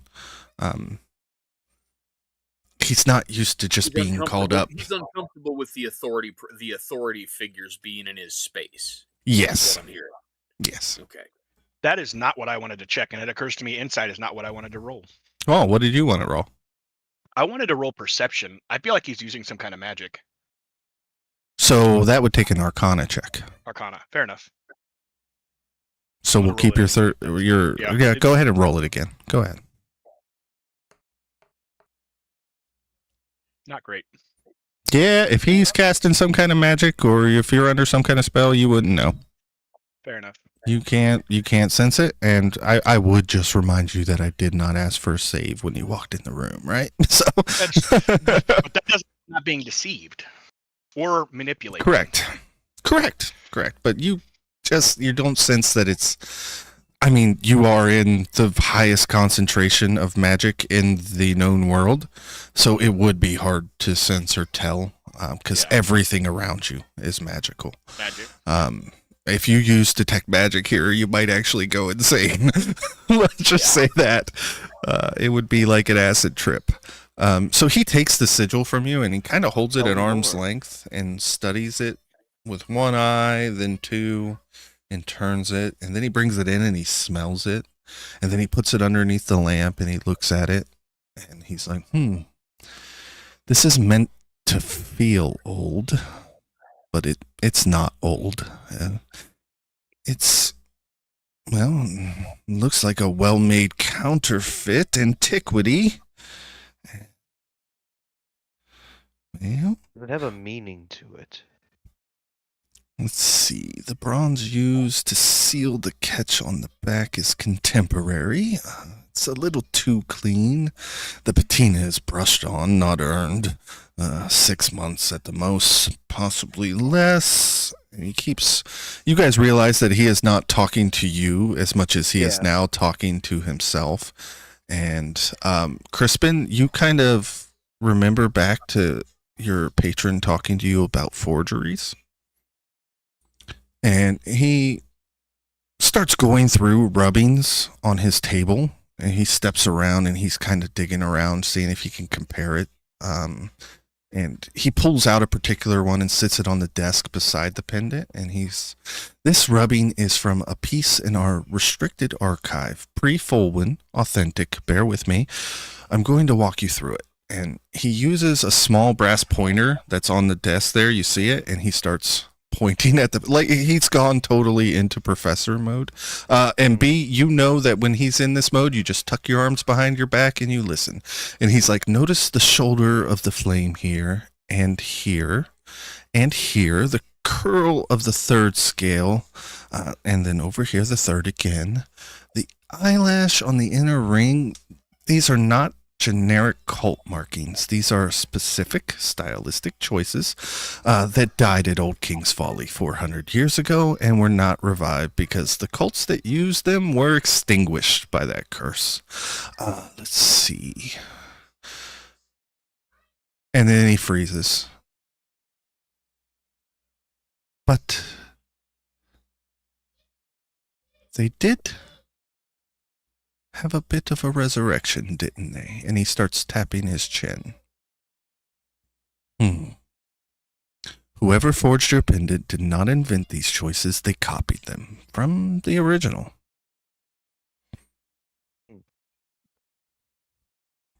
Are you suggesting that this cult is active again?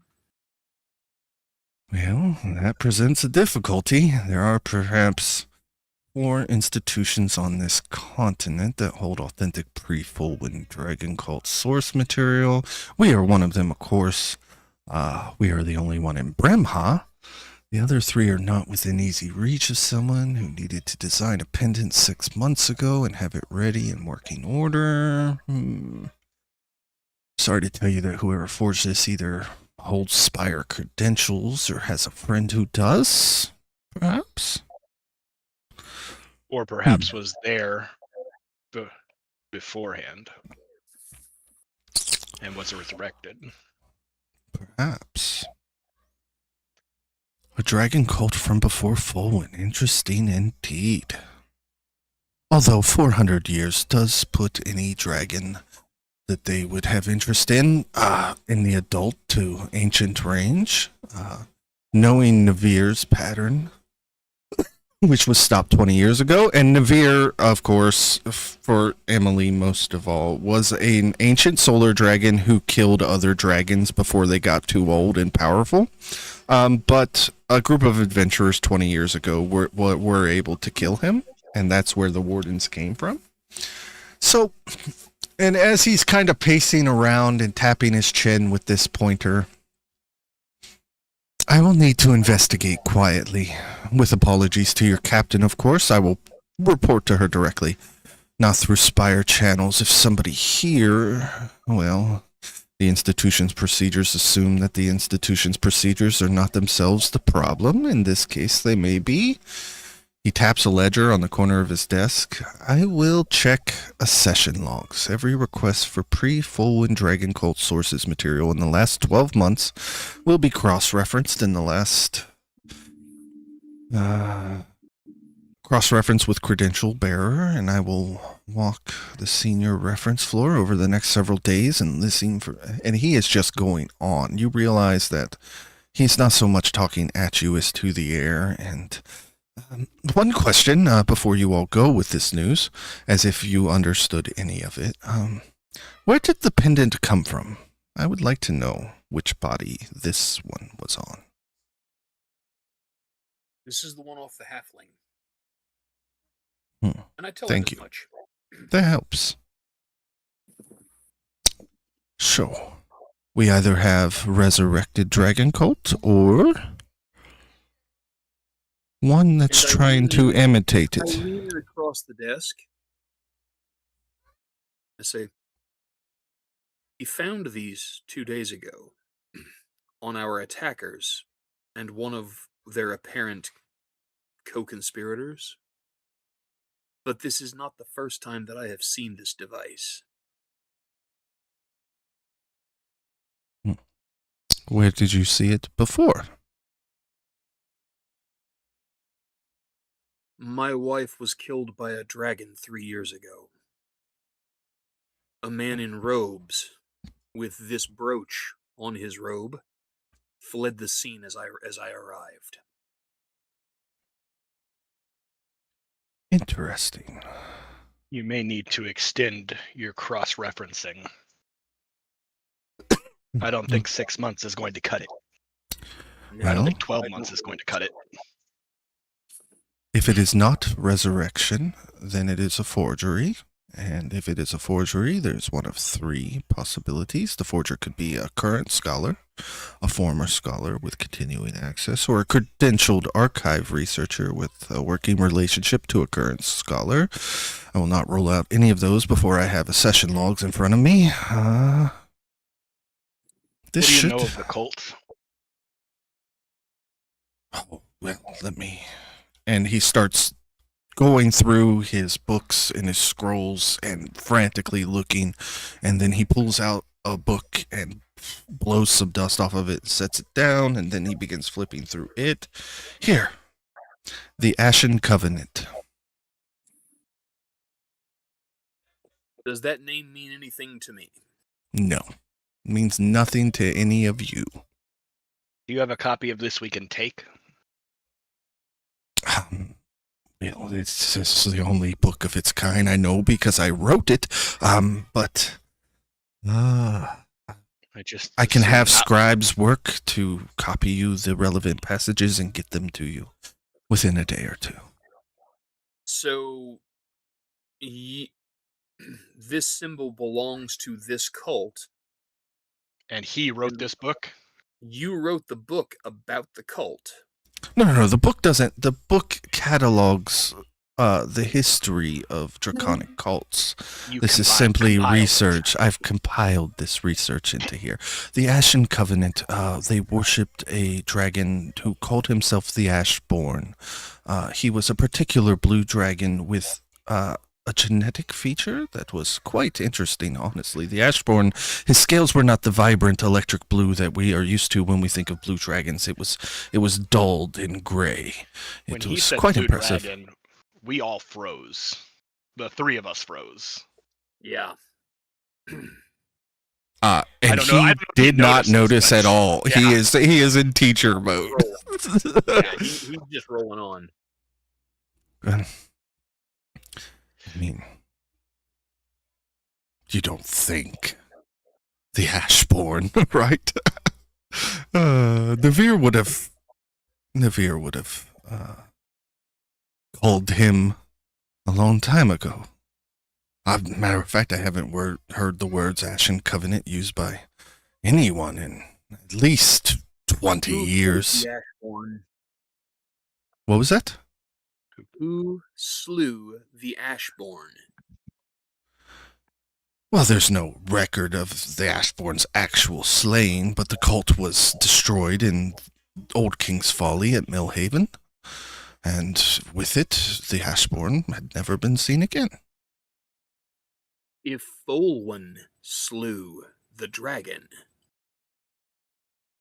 would he not have... You're not supposed to figure that out yet, JD. I mean, Sorry. I was kind of coming to that as well, though. Yeah. Because, yeah, it's like, all right, well. Thanks. Pardon me while I reach for them. Sorry, buddy.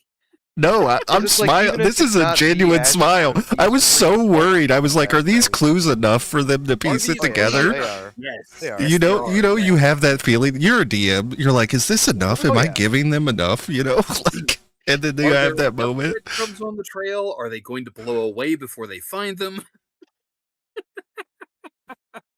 And now, does your invite to a party of resurrected nobles make more sense?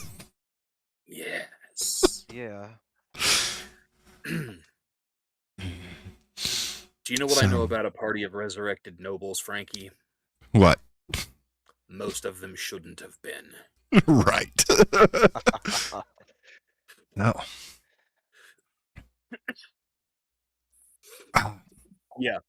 As I said, I will have I a don't think scribe Ash would transcript this this. epiphany allowed. This is all very interesting. If you wouldn't mind, and of course, run it by your captain, but this has intrigued me deeply. Would you mind if my aide, Miss B, accompanied you all on this investigation? I would go myself, but I have so many responsibilities here. It would be a great favor, and I would owe you. You've already done so much for us. We couldn't refuse. You However, Oh, sorry. Go ahead, Nick. oh, that's okay. However, I would hope that B can take care of herself in a bad situation. Oh, you will find that she is quite capable. She is a very experienced sorceress. Just, if she throws the boomerang, duck. I've learned the hard way. Duck twice. Perhaps if she swings the staff as well. It's quite large.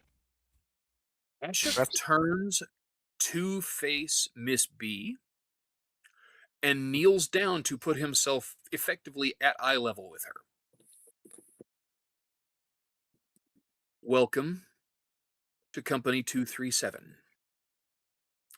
Prepare yourself. There is likely a dragon at the end of our road.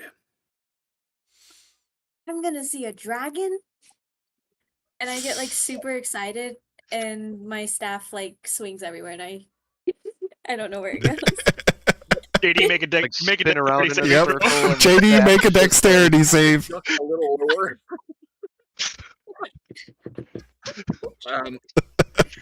I hereby nominate that the person with the lowest dexterity save gets whacked. I didn't move over there. Yep. You It's a take it. fairly small room. It's not a hit, but you do take it right to the back of the head as she starts celebrating. And Soren chuckles, and if you need anything else, as he's seeing you to the door, he pauses at the threshold and he looks back at the rubbing on his desk and the pendant he's given back to you. And Captain Emberholt is fortunate to have you all. Be careful. I'll shake his hand. And he And I'll shakes ask your him if hand he's a again. baker. I've most of the time I eat here at the courtyard, but I can cook. Some would say it is passable. Okay. I just feel a type of kinship. So Oh, interesting. Make a perception check. Funny. Okay. only 14. Yep, you don't notice. And he finishes, whoever did this, if it is a forgery, is patient, and they've had at least 6 months, as I told you, at least for this pendant. They have much longer, if they need to make the next one.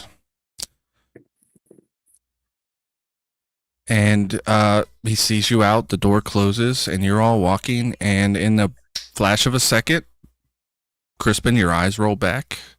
That professor is a very careful man, dear boy. Or a clever one. Or both. So for most of this time, I've been walking at the back of the group.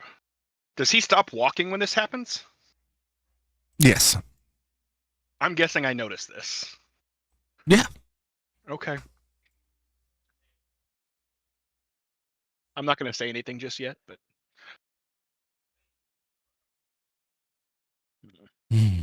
So you all leave the spire, and it is here that we are going to take a quick 5-minute bio break. Oh, perfect timing. Agreed. So everybody take 5 minutes, go use the restroom, get a drink, and we will be right back. The night is going really well.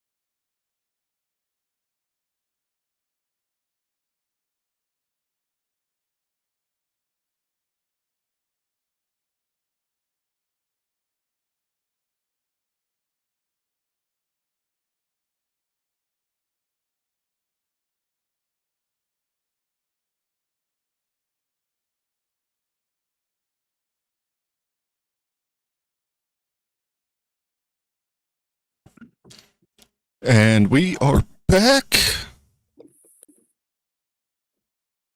Pull my notes back up here. Make sure the cameras are on the screen, not the Discord channel.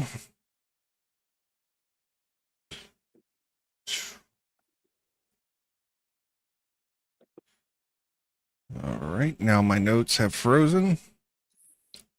Ashik is no longer quietly seething, now he is actively brooding. Yeah, so as we come back here, Bumblebee, who is excited, who seems to you guys has no sense of the danger that meeting a dragon actually poses to someone. So, where you tracks for a guys? halfling. It really is. Yeah, right, exactly. And she walks you back through the middle rings, down to the outer rings, across the lobby, and you go back out under the ward's arch, and the wards do not flare again on the way out. They have already filed all of you. The arch is silent on the return, but the building feels different on the way down, and across the bridges that it did on the way up. You know, you guys, you're kind of wondering, like, how powerful the magic has to be to know that much about you, and what did it pick up that they didn't say out loud? You know what I mean? Yeah, oh yeah. So How do I have the building forget me? I need information autonomy. right. So note, once the data brokers have you, dude, there is no incogni here. You guys arrived to identify Sigil. You're leaving with a different shape of a problem entirely. Somewhere inside the rings you just walked through, someone is helping a dragon cult forge antiquity. You do not know who. You walk past them, possibly. You smiled at them in a hallway, possibly. The Spire's institutional warmth, the apprentice starstruck by the fact that Wardens were there, the Magisters arguing in low voices. Yeah. It's not undone by the knowledge, but it is complicated by it. Yeah, I've been thinking about that myself. I'm just kind of staring at her, wondering if she could be a part of the problem. Presumably, she's been there for a little while, long enough to be on a walk in the office basis with the quote unquote head magister.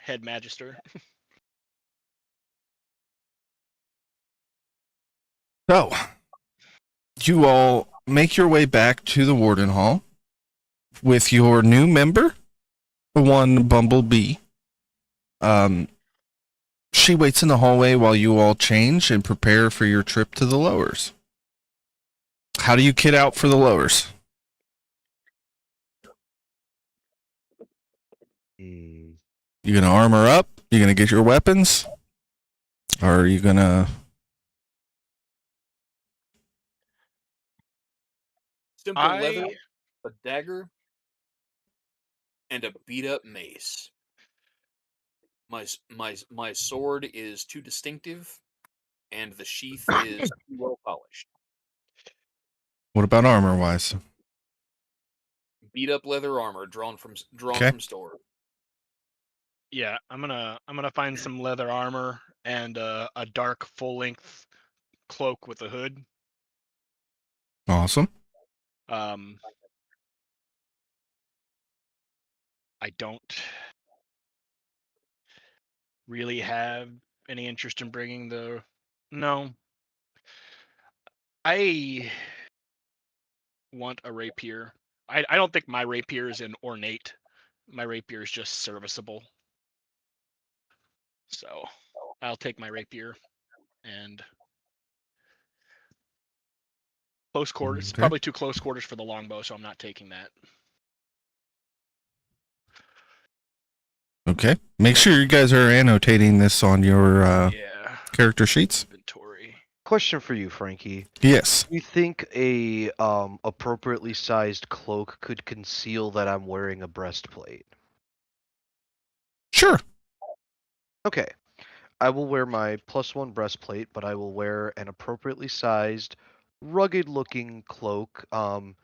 Nothing fancy, but also not tattered. Obviously, I don't want it to have holes in it or anything. Just kind of a rugged look. I will forego a shield. I will carry my 2 hand axes. I'll forego my longsword. Are you guys gonna try and disguise your new halfling friend who you guys walk out and just she is in scholar robes and she's about to go down into the the seedier part of town. Yeah. Let's see, Bumblebee. Do you have anything that you could wear that is a little more I hate to use the word or the phrase run down, but that's what I'm coming up with. Inconspicuous? Yes. Look at how we're dressed, and then look at how you're dressed. You need to dress how we're dressed. You also need to lose the staff.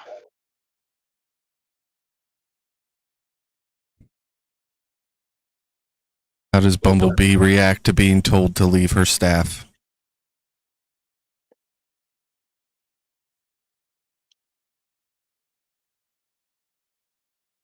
Emily? I assume she's nonchalant about it. Emily, are you there?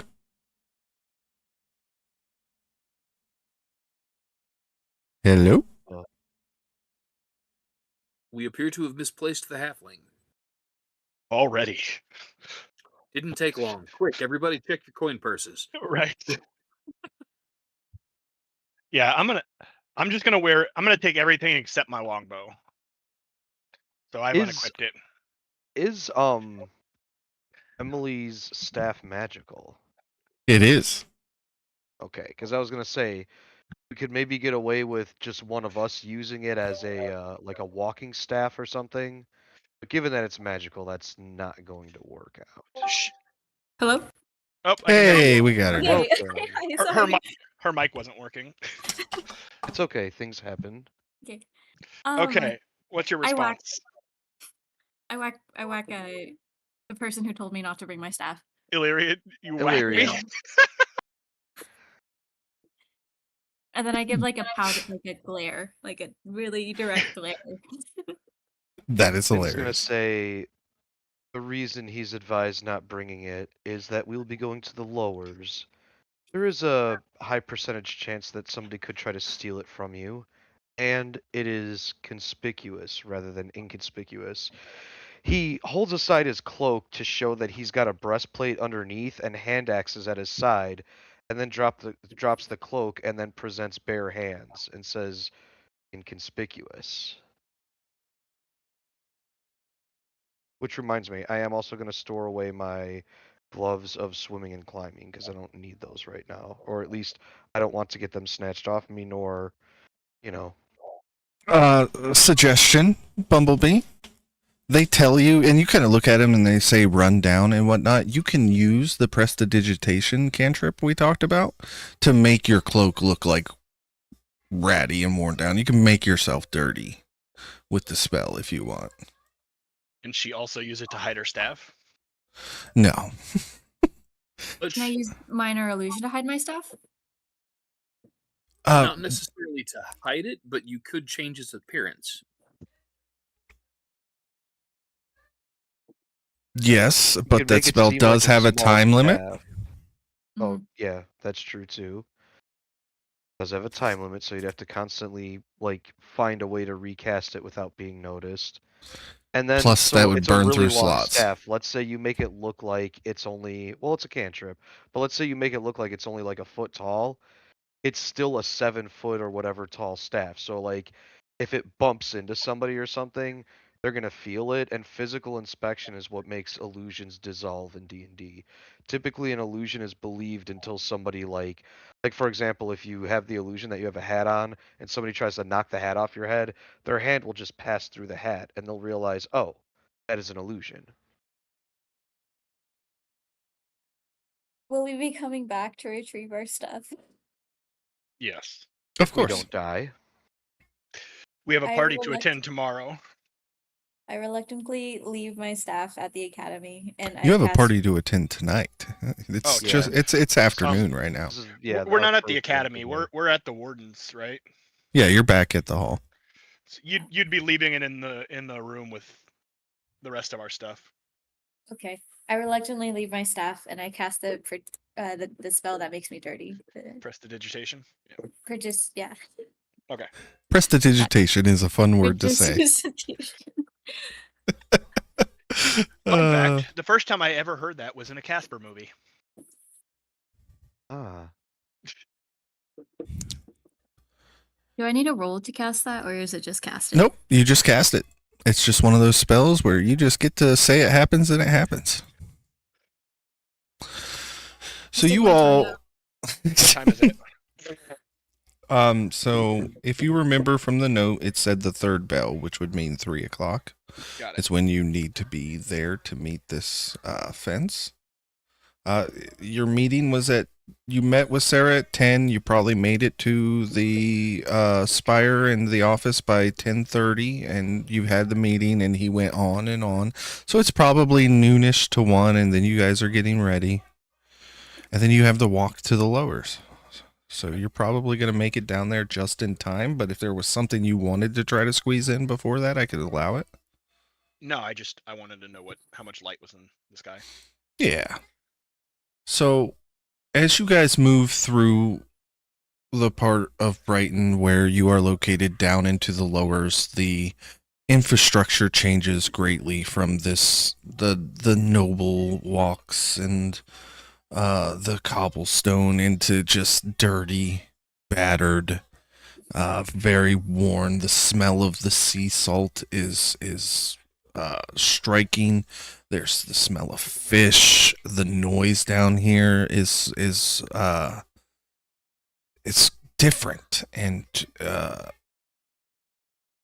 not just in the sound itself, but the feel of it. It's urgent. It's people working. This is the sound of the lower class toiling away to the upper city likes to think that it is the heart of Brighton, but everybody knows that without what happens in the lowers, the nobles wouldn't have their caviar.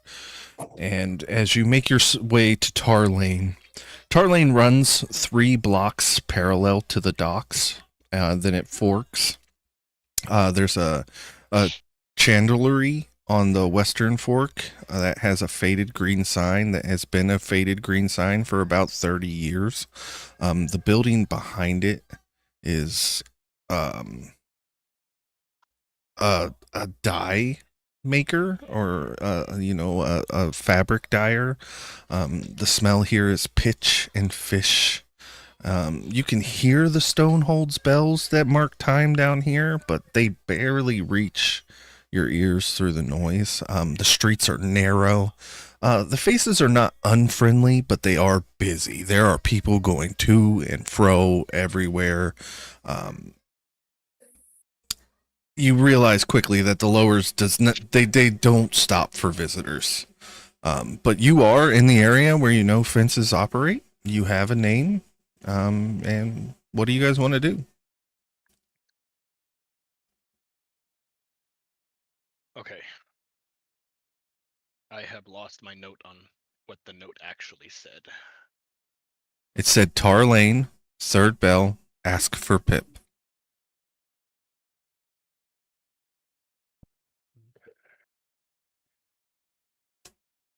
Can I shout just like as loud as I can with my small body, Pip? As if like it. Oh God. Yeah. You take a deep breath. And a bunch of people kind of like snap their heads, and you see what looks like a 12-year-old boy who's smoking a pipe looks at you and then runs off down an alley. I'm sorry, what did you yell? She yelled his name, Pip. How far away am I when this boy looks You're over? probably about 35, 40 feet away. And there's like a crowd of people moving between you, but you guys notice because it's a 12-year-old boy smoking a pipe. So you're probably going to notice that, and he just takes off down an alley. Hey, Frankie? Yeah? I cast Hold Person on him. Okay, it is within 60 feet. And you are casting a magical spell on a 12-year-old boy in public. Okay, let me roll my save.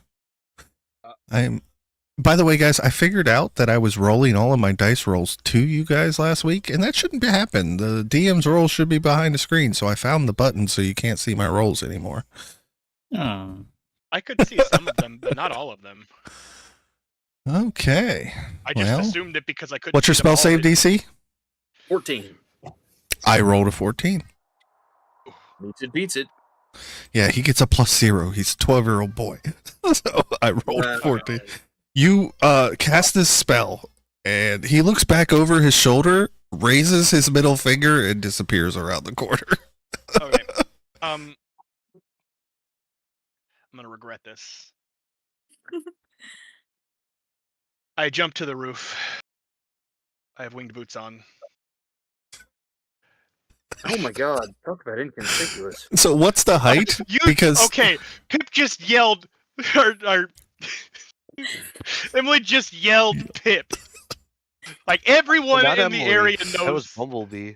no, it's so funny because you guys were like, you spent 20 minutes getting her inconspicuous, and as you guys are walking down there, okay, we're looking for this fence named Pip.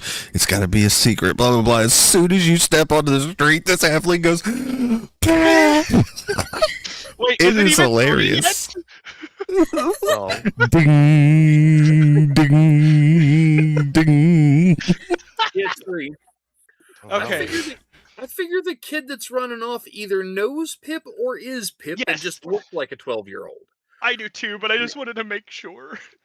Yeah, Yeah, well, that's I'm why jumping you to the roof and then sprinting instead of across. something that will just kill it, you know? Yeah. Okay. Uh, As you're you can jump up there. You have the boots. It actually probably take 2 to kind of parkour up these roofs. These are tall buildings. There's not a lot of space on the harbor, so a lot of times you got to build up. I assume lot they'd of- be short buildings because of the poor area, but if they're tall buildings, I'm not going to bother with that. Yeah, it's kind of haphazard, and things are like you got to build up because you can't build out. You understand? You run into an ocean. I understand. Also, So yeah, no, then I'm just going to sprint after this kid. I'm dashing. okay, yeah. He turns the corner. Go ahead and give me a perception check. Are you guys gonna run and follow? Yeah. Yeah, but we're all on the ground, so Vin is kind of like looking up to the rooftops, trying to follow Illyrian's path. I'm Uh, trying to keep eyes No, on he him. stayed on the ground. Yeah, no, I misunderstood the architecture of the buildings. Okay, Uh, then. I have a question though. Can I be stealth while dashing? No. No. Fair enough. Perception. It'd be different if you had like a ring of invisibility or 22. something. Yeah. So this alley. So just so you know, this picture is Tarlane. Like you are actually looking down Tarlane right now, the Greenwick it. Chandlery. So just That kid. past. So there's yes, that was the kid, and then right behind so you have the Chandlery, and then there's a tavern. The alley is to the right there. He ran down that, and you just kind of, as you sprint up, catch the flash of him turning right again. So he is like now running back up the street towards the Chandlery. Okay. I'm assuming I'm faster than this kid.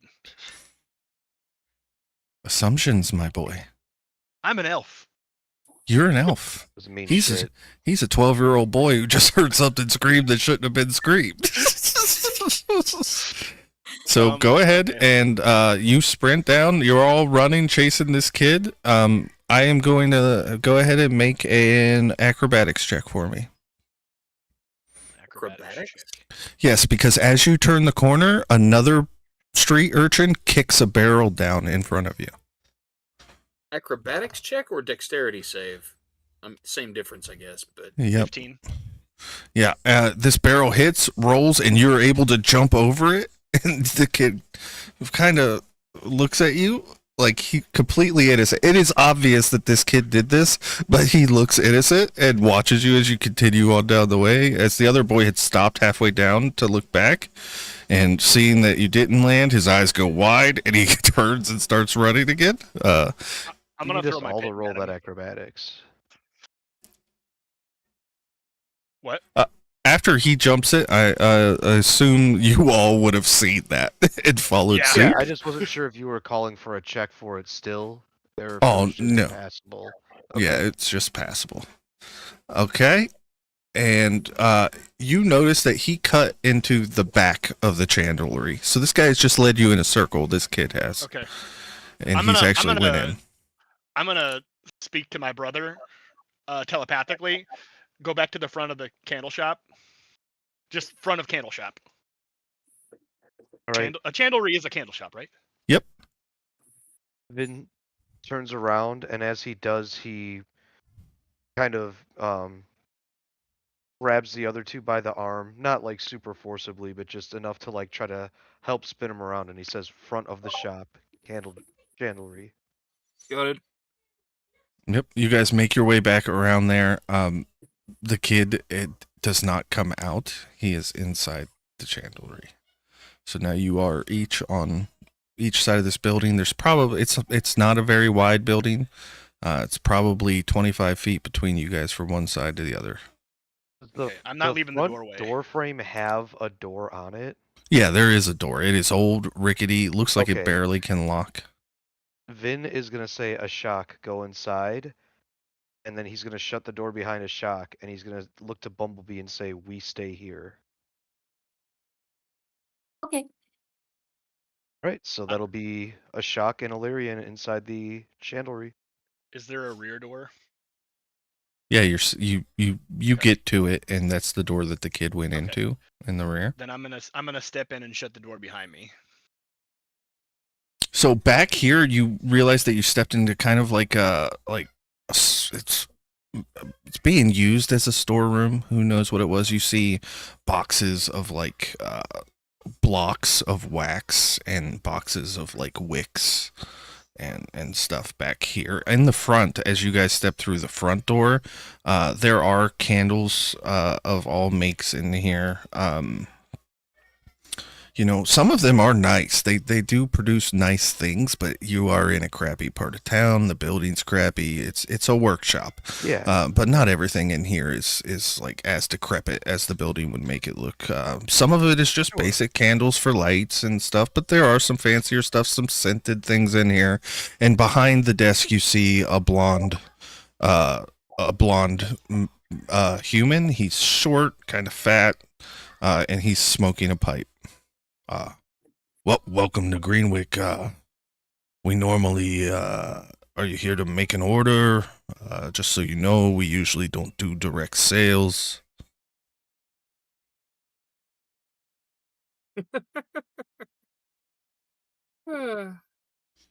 You look a bit out of place.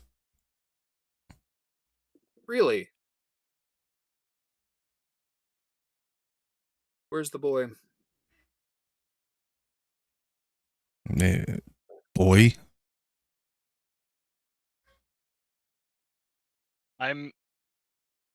You can hear these voices. Yeah. Through. So I'm gonna communicate telepathically to Ashok, and just in case it slipped his mind, the boy was standing in front of the candle shop before he took off. So there is an archway for a door by you. It doesn't have a door on it. There is just a curtain hanging there that separates you in this storeroom from the main storefront where you're hearing these voices come from. Yeah. What Also, I'm going boy? to stealth. Okay, go ahead and make a stealth roll. Where did that go? Here.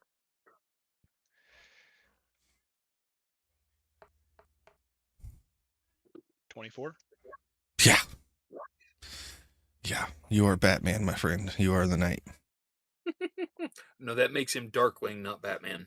Yeah, I'm Darkwing Duck. So, you kind of crouch down, and do you peek into the main storeroom? No, I'm looking for the boy. So you are just in. There's nothing in this room but boxes and stuff. Okay.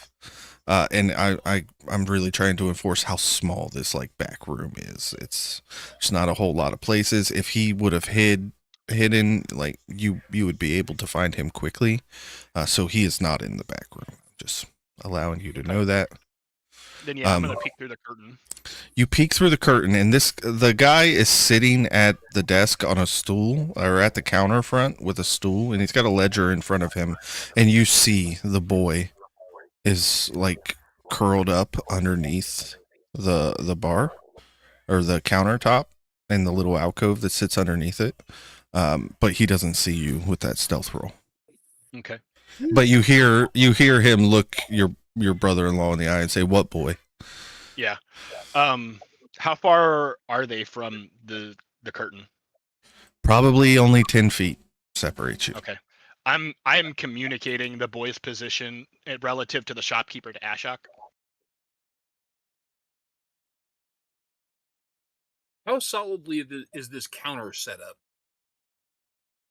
Is it a freestanding table or something? No, or it's is it a counter. It's like almost like a bar, counter that's built into the actual floorboards here. It's not a set piece of furniture. It's like built into the building. It's not something that I could just flip over and reveal the Right. shit under it. Yeah. No. I tell Ashok to make a noise to get the boy to look over his shoulder. Like he won't be able to see it, but just to like if a child would turn and look as if he could see the person through the wood, right?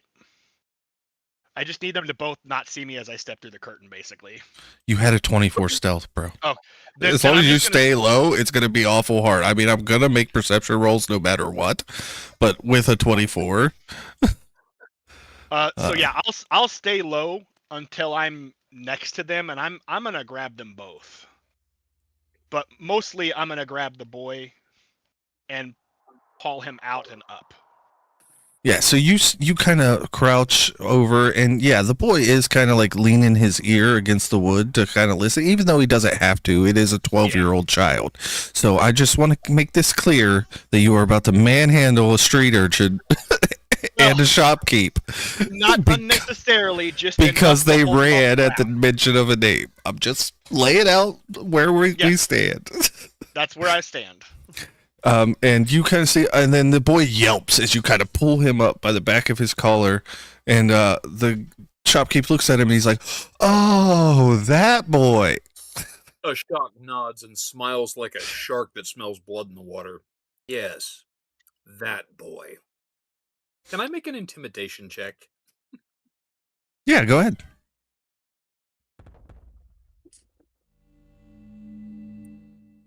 That's pretty good. Whoa! Why do you Listen, child? do you know how many? Oh, you're intimidating the child? Uh-huh.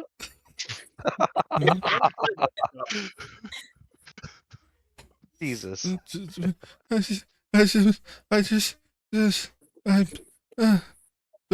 You said Pip's name, and I want my mom. Take us to Pip, and you can go. And he kind of side eyes at the guy sitting at the counter, but he doesn't turn his head. I'm gonna look over. Are you Pip? Pip, who's asking? Obviously me. Well, wise guys, who's you to me? I think that's enough of an answer. And I made a natural 20 on my insight check, so he looks at you guys, and mostly your little halfling friend. So, what are the Wardens doing in the lowers? Just a quick point of distinction. Bumblebee and I were standing outside with the door shut. Yeah. Oh, okay. Well, I still rolled a 20 on my insight. I was gonna say, you just see an elf and a half elf. And Very it's not to rock, say paper, he couldn't scissors. see us standing there through the window too, but I don't think Right. he would address us directly. Also, is Pip even is Bumblebee tall enough to be seen through the window? Right. That's That's a very good point. So probably no. But But yeah, I'm not trying to take away from your role or anything, just saying, like, we're not answering because we're not in the shop. listen, get your friends off the street and I'll talk to you. Let the boy go. Gods. I Warden's communicate manhandling telepathically. children now? I thought you To- guys were supposed to be the heroes. to Vin to come in off the street, but Okay. verbally I'm telling the shopkeeper we'll let the boy go when we've got the information we need, but not before then. Vin opens the door, tells Bumblebee to go inside. After Bumblebee goes inside, Vin, is there like one of those open closed signs? If so, Vin's gonna like switch it to say closed and then shut the door. Yep, and lock it. Yeah, Yep. whatever form of lock there is, yeah, sure. Yeah, just let the boy go. He just works for me for a couple copper a day. In my business, you know, I gotta do what I Boy's gotta do. fine. If we let him go, our conversation is shortened. He's got a loud mouth. He's gonna talk to somebody. We won't hurt him if we don't have to. In fact, But you got anything to eat in here, Pip? I'm gonna. I don't know. You want to chew on some candle wax? Is there anything around for me to tie the boy up with? Holy fuck! Okay, yeah, Vin is gonna draw the line there. What? Using the No, kid as a pawn is one thing. We're not tying the kid up. No, I don't want to be holding him the whole time, and I don't want to have to chase after him again. Let the street urchin go, Billy. He's just eyes on the street for a fence, man. He's not just eyes, okay? Can I He's also comfort the got a mouth. boy? Yeah, that's what we should do. Just release the boy to Bumblebee. At least for the time being. It's like rock, Fair rock enough. paper, scissors with the boy. I was gonna That say way he's fair enough. protected. Bumblebee's just a student. I I'm just gonna- want to give you guys. So this kid who's paid to just kind of watch the streets for the law has heard his boss's name be yelled, wanted to go tell him. He has now been manhandled by an elf, intimidated by another elf, and now he's expected to play rock paper scissors with a halfling. While another elf discusses the morality of tying him up, he is crying. He is full on crying right now. I At comfort this, the at boy. this point, I'm holding it at arm's length, God, just looking away. I take the hand boy. him to Bumblebee. We are going to do a hard alignment check at the end of the session, folks. I take Hold the on. boy and I take him away from the situation. Especially a rogue. You would know what fucking urchins are used for. Like, Yep. For the record, Fair. I have done all of this without drawing a weapon. I know. Yeah, I was gonna say it's not like I drew a weapon here, but You wanted to die? Okay, anyways. I Can I just use wanted. my- Listen, hand. Wardens. I just wanted to tie his feet. Okay. I'd say it's a pleasure, but my mother told me not to lie to people in uniform, so we'll sit down, we can talk. Just let the boy go. He's just He's a, safe. he looks out for the law, the guards. I candles The ain't boy goes out the door, candles will you ain't fat ass exactly start talking. candles and ain't stop exactly the blubbering. kind of business that makes you a lot of scratch. You know what I mean? So I deal in some what are you guys trying to fence? I'm just a fucking fence. I hope that you will understand that the seriousness that we are treating this issue with, and understand as a result of our precautions how important it is to us. So, I'm going We're to not describe here an about object. stolen goods. I'm going to describe an object, and you're going to tell me everything you know about it. And I describe generally the brooch, not all of the detail that Soren gave us, but just generally its what it's made of and what it looks like, what it appears to be made of. Yes. I've had some customers in here that wear that mark that you're telling me about right now. I mean, I don't know what it means. I know what it costs to get one. They're cast in matching bronze, hand finished, 12-week turnaround. Someone, with Did they order them from you? Or were they selling something else when they came to see you? well, they buy. Some of them are Same things, weapons, proper marshaled, nothing fancy. Lamp oil, acid, alchemist fire, silver, lots of silver wire, and silver dust, and silver polish. One bought some dragon scale chips, but only the small kind, the polished kind, the jewelry kind. Incense, heavy resin, the kind they use for ritual smoke.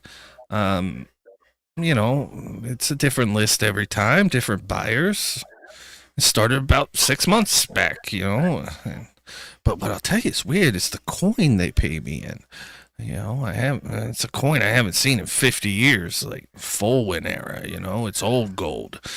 Some of it's not even like minted in Brighton. It's like Millhaven mints, near as I can tell. The stuff they put in museums. How old is this shopkeeper? How old does he appear to be? He looks young, but he is short, stout, fat. You might confuse him with a dwarf if you didn't know better. This guy is obviously human, but he seems to be talking like he's older than he looks. You talk about these coins as if you're intimately familiar with them, and I would not peg you as old enough to do so. Well, I'll take that as a compliment. Don't. I'm 67 years old. I'm just kind of cocking my head at this guy. Oh, I made a deal with a hag. I'm going to pay for it eventually. But, man, it kept me pretty. He is not pretty. I just smile, a closed lip smile. I pat the countertop, cling to that optimism. It'll serve you well. Do you have any of those coins? I've got a couple, but, those things are worth some real scratch. I'm not just handing them over to some wardens just because you can kill the kid as far as I'm concerned, as much as those things are worth. The kid goes, what? Nobody is going to harm this child. You, on the other hand, well, I might just let Ashok have his way with you. Except I wouldn't say Ashok. I just nod my head to him. I might just let him have his way with you. I crack my knuckles meaningfully. All right, and Vin's gonna be like, "Hey, kid, why don't you just go on ahead and go home? Yeah. Hell out of here." You We'll know, talk about this later, Illyrian. You know what? I can part with one of the coins if you really want one, but it's gonna cost you 100 gold. They're worth 5 times that. I'm just being nice. We don't need the coins. Can you show us the coin so we know it's the coin we're looking for? Make a persuasion roll. Can I make the persuasion roll? Let B roll her dice. Okay. At least let the person that suggested it try first. Listen, Halfling's got a reputation. I ain't showing you anything, darling. Scared? Wow, that's a little racist. I Yeah. don't have any interest in taking the coins from you, but I would like to. You can make a persuasion roll as well.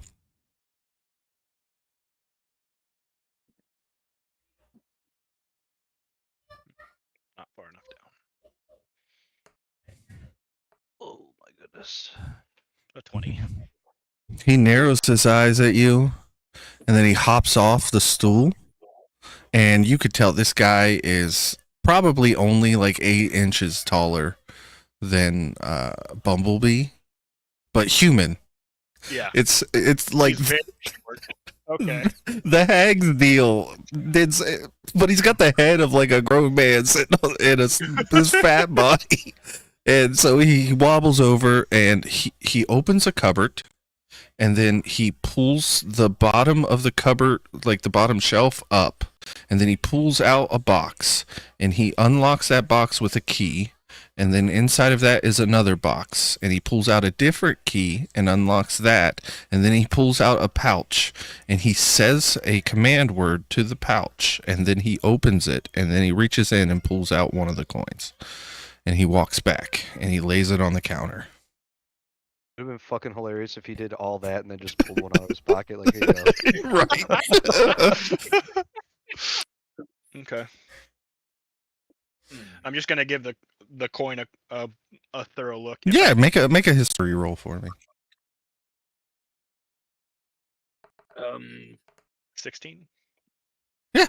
So you do recognize that this is the old money of the kingdom back when it was a kingdom before the council. This is Fulwin era of gold coin. It's like a museum piece. It's minted with, on one side, the face of Fulwin Lee in profile, and on the back is the Millhaven, the actual fortress at the capital. Okay. Old money, that.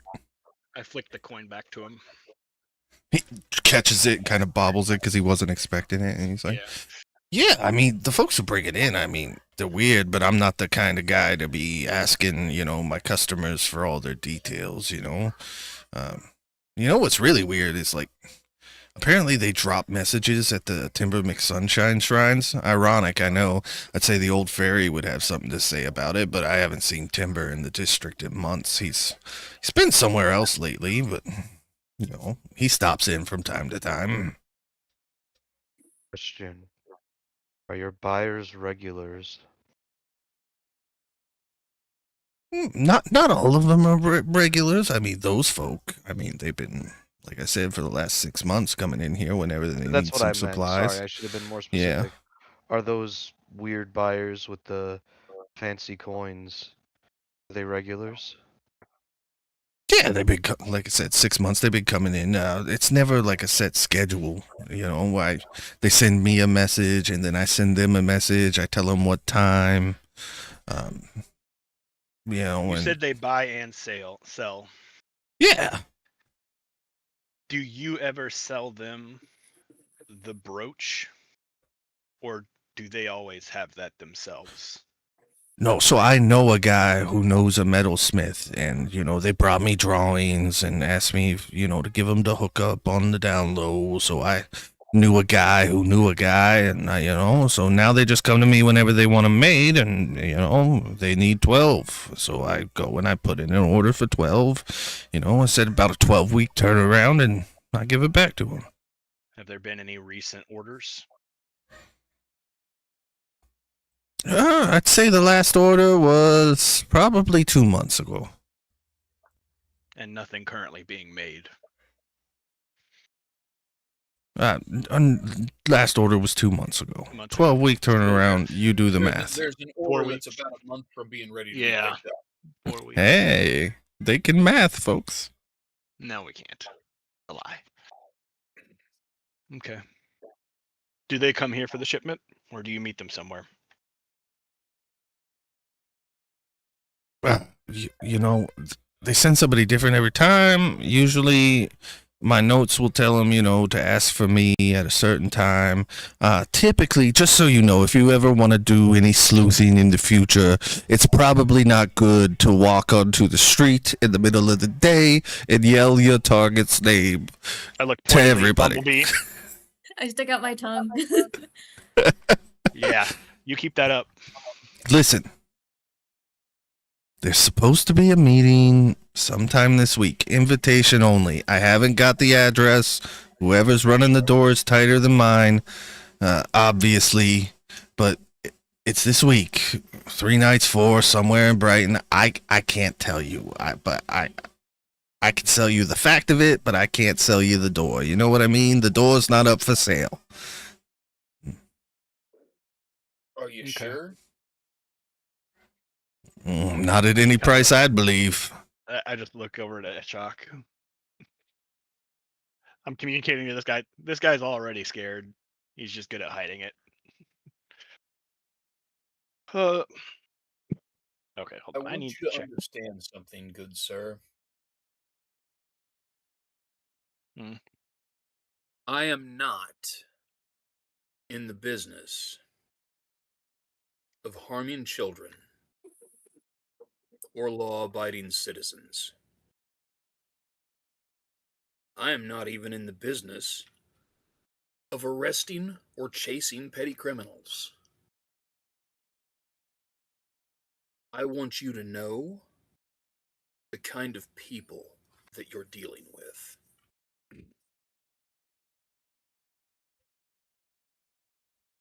I am looking for the people that murdered my wife. And I will destroy utterly anyone or anything that shelters them. And Ashok locks eyes with this guy, and I mean, the fury is just blazing in his eyes. Do you understand me yet? He kind of gets this glassy-eyed stare, and go ahead and make an intimidation roll.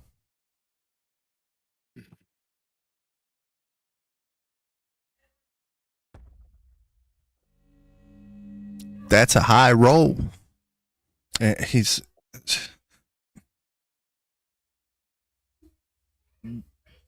Listen, I knew you were coming. I've told you what I know. How did you know we were coming?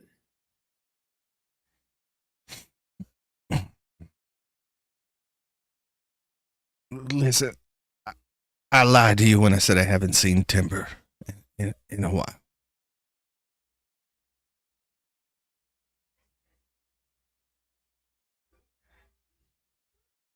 Were you told to Barry lie? told you we were coming?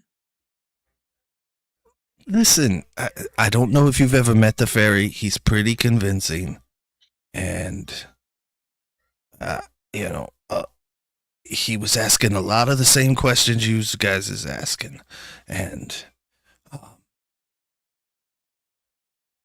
he didn't tell me to lie to you. He simply told me you were coming and that you would have these questions and that I should tell you what I know. That is the only reason I haven't. Do you understand how much I normally charge for the information I have already given you?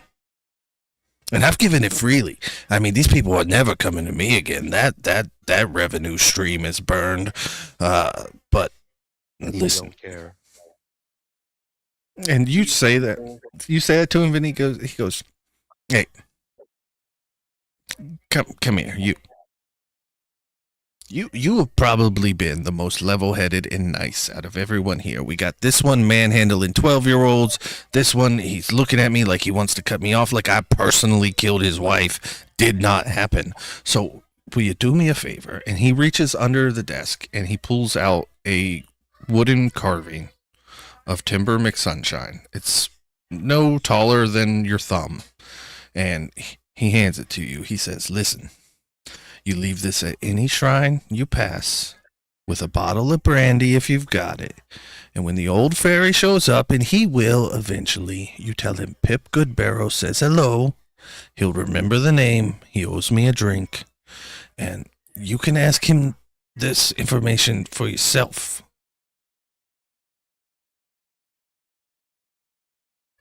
Vin's going to admire it for a moment and pocket it and say, okay. Sounds like a plan. Looks to the rest of the group. Pip Goodbarrow, I know your name now. Your sword begins to hum.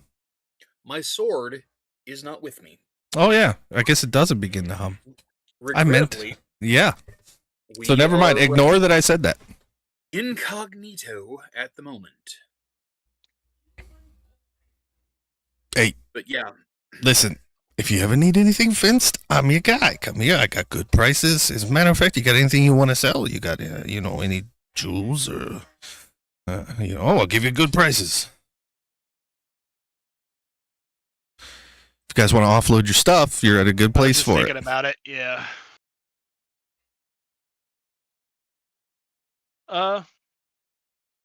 You intimidated him into better prices. I was gonna say, let's go ahead. Let's do that.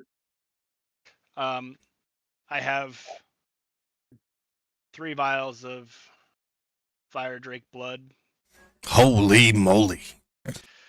Man, which I is put this on the genuine? counter. He holds it up to the light and he's making sure. We killed it ourselves, so yes, it is. Impressive. So you lay it all out there. Yeah. So let's see. 800, 400, so that's 1200. Then, Then there's the fire drake gland. right.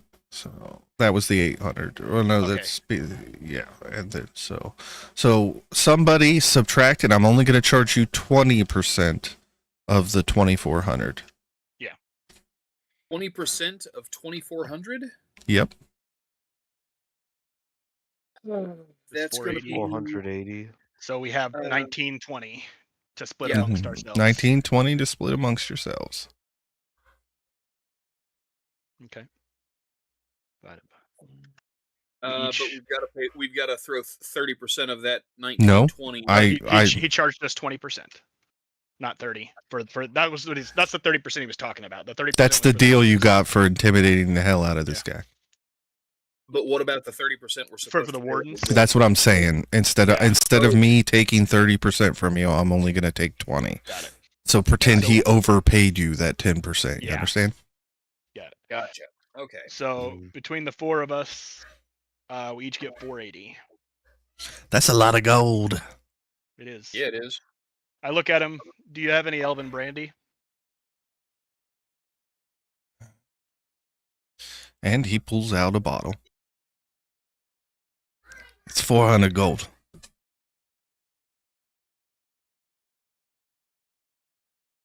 Just so you know, Billy, that seems crazy, and you could roll a persuasion check to try to haggle. Elven brandy outside of Renial is super rare, and that is how much I charged for it in the original campaign. So, True story. so you know. You guys want to pull money together for this? Absolutely. Or like I said, you offered 200. You can roll a persuasion. It'll be a high persuasion, but I mean, I can roll it, I guess. yep, you need a 21 or above. Persuasion. 23. Look at that, 200 gold. That's the problem with setting a DC out loud, sir. Well, I mean, 21 is not an easy DC to make, so I don't mind it there. So, we would each need to pool 50. Are you guys okay with that? Are you guys okay pooling 50 for this? Wait, what Yeah. are we buying? Not you. A bottle of brandy. Yeah. Yes.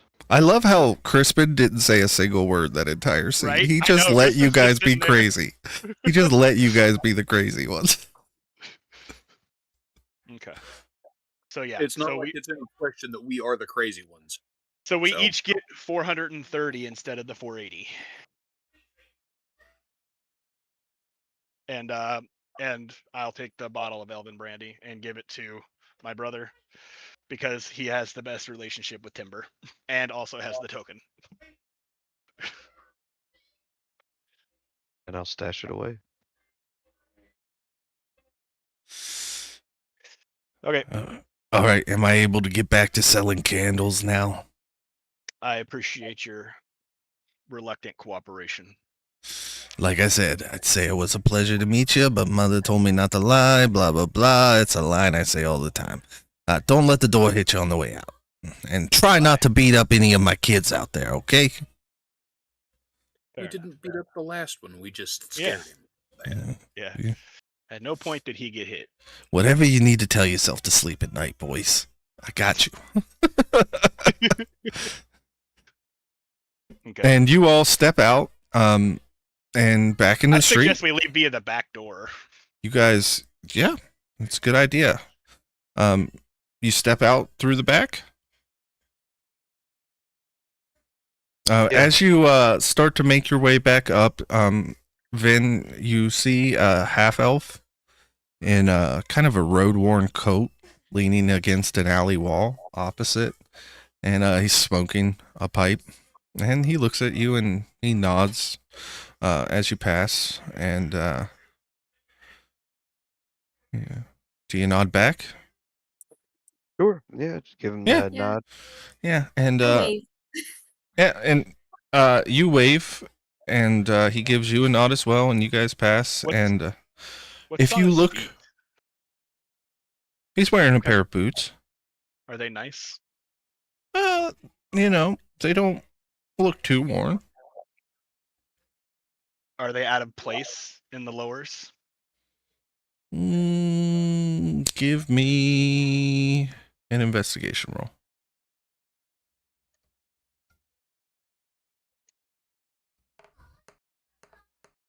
Not great. 10. You're no cobbler. Fair enough. And but you think to look at his boots, and you guys are only like 3 steps past him, and you turn to look, and he's gone.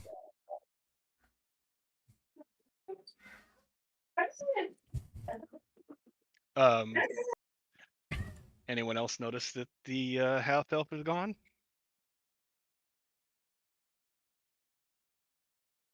You were the one that looked at his boots and No, turned no, to look I'm at asking- him. I'm asking you I did not guys. notice. Yeah. No, I'm asking you guys. Anyone else notice that the half elf is suddenly gone? We're in danger. Ben turns to look and says, "So he is." Make a perception check, guys. We are in danger. Can we all make perception checks? Yes. We are in danger. Can I forego making a perception check 21. to pat my pockets? Oh. 23. Yes, you can. Pat the coin purse. Pat Oh, the yeah. sack where the elven brandy was. So, what did you roll? I rolled a 23. So, coin purses are intact, thankfully. However, as you start to walk past this dye maker's shop, you hear something on the roof above you. And then you hear a... And I'm going to need everybody to roll initiative here in a second. All right. Remember, we all have 9 temp HP. Yep. I also do not have initiative on my advantage on my initiative roll while I don't have the sword on me. So Okay, I see that you rolled it. Everybody else wait until I have the combat order pulled up. oh, sorry. No, you're fine. Somebody else is doing it anyways. Just Sorry. wait, Emily. Wait. Sorry. It's all right. You're fine. Just takes me a second to set up combat.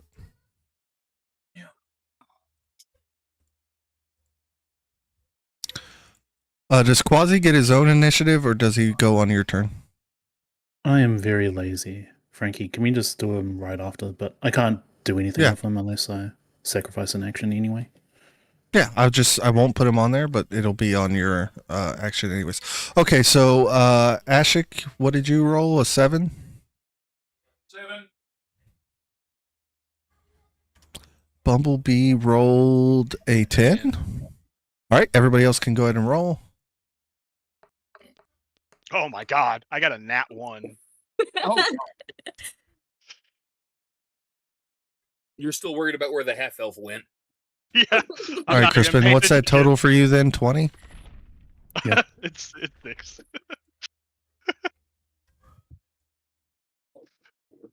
All right, Ven, you are up first as these thugs pull swords from this roof, and it looks like you are being ambushed outside of this dye shop. How high up is the roof? Here, so, out on the street, since you guys are in the alley where the buildings go straight up back here, this looks like it's a 1-story built onto the back of that main building. So it's probably 10 to 15 feet up. Possible to climb up these boxes here. Yeah, didn't you take the boots of climbing? I had gloves of climbing and Oh, stuff, yeah, but that's I what did it not was. wear them with me. Ah, that I is won't why get an automatic climbing this fight speed is for why this your guys' gear decisions were important. It's But okay. yeah, you can climb up those boxes, absolutely. Okay, is there a check involved? It is kind of wobbly, so go ahead and give me an acrobatics check. 14. That's good enough. From this position, can I make a melee attack, or is it still too short to the range? No, you can swing at his legs from up here, so you can go ahead and make an attack. Okay, yeah. Vin gets to the top of these boxes. He sweeps aside his his cloak, and he's gonna make a short sword attack. Whoops, it looks like I have to go to actions. There we go. Or he's gonna make a hand axe attack, but I'm rolling short sword because I'm not throwing it. Okay, 22 to hit. Got to imagine that might hit. Yeah, 5 points of 22 damage. definitely hits for 5 points. And he's gonna swing it one more time with his second attack action. 10. 10, unfortunately, it's just short. Box is just getting a little too unstable there. Yep. No bonus action to be used now, so that'll be Vin's turn. Okay, Crispin, you are up. Do I have disadvantage or do they have cover from where I am if I try to Eldritch Blast him? So you do not have disadvantage because you can see them for Eldritch Blast. So like the height thing, but they don't have cover. But they will have high ground advantage if they take shots at you. Not that I'm saying they're going to do that. Yep, you Misty Step up, and you're going to Repelling Blast him off, aren't you? I don't have Repelling Blast. I'll just normal trying to blast him. Oh, okay.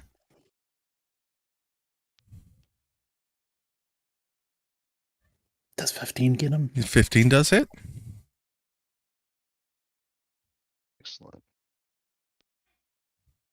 Oh, let's roll for the second one as well.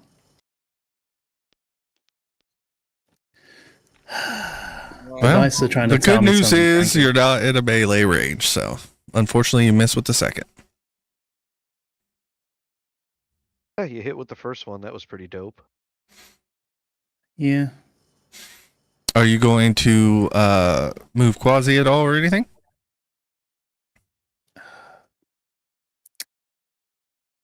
I'm just gonna, let's just not play him, Frankie. Okay. I'm just making sure. I want you to have the option. All right, so Thug A is there. He is going to look at Vin, swinging sword at him. And he gets 2 attacks with his mace. Will be at a 17 armor class, Frankie. All right, first one is a 16, just misses. Second one, 12, that misses. Okay, Thug B is going 5, 10, 15, 20, 25, 30. He's going to charge up at Crispin up here now. Make his 2 attacks. I need to get them together because they have pack tactics. 12 is not going to hit you, does it? Not quite. All right, second attack. 18 does hit for 7 bludgeoning. Okay, doke. Thug C is going to move up. He is going to take aim with a crossbow at Illyrian.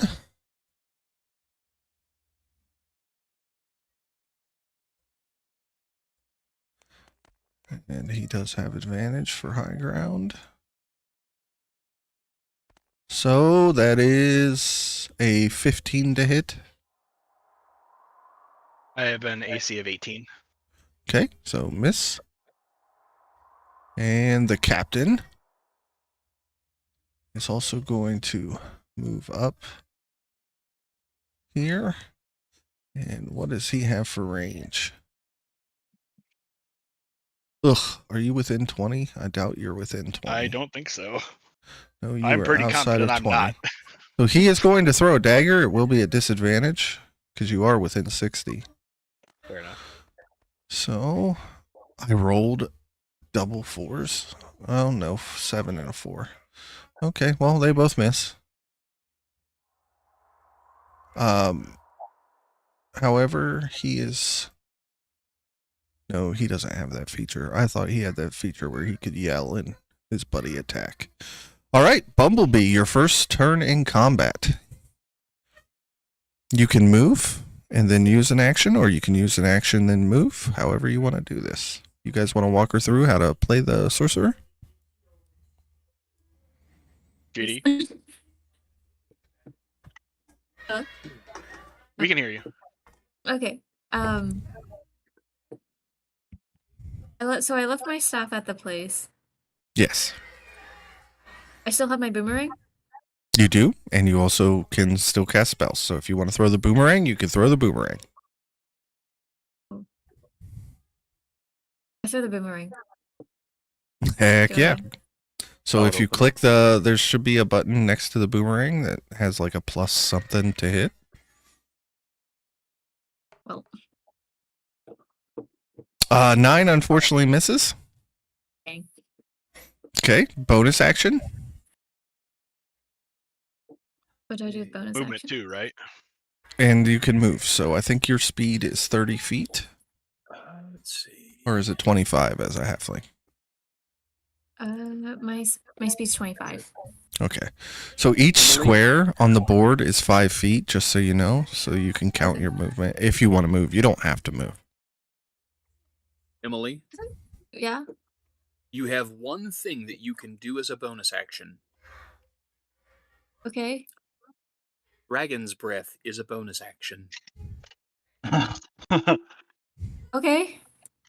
So you can touch cast the one spell. living creature, Yep. imbue it with the power to spew magical energy from its mouth, provided it has one.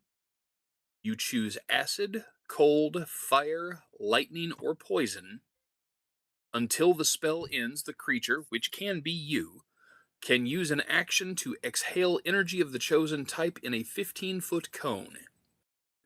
Each creature in that area must make a dexterity saving throw, taking 3d6 damage of the chosen type on a failed save, or half as much on a successful one.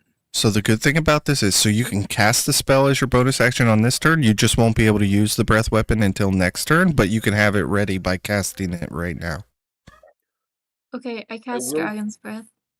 Okay, I just will go ahead. point out, fire would probably be a poor choice in a crowded neighborhood. No, everyone's fine. It's fine. My question I is, can't- who If can sh- she reach right now? Well, she can cast it on herself. Yeah, she could cast that on herself. I mean, with the 15-foot cone. Oh, nobody at She the can't use her moment, action to but she cast can. it right now.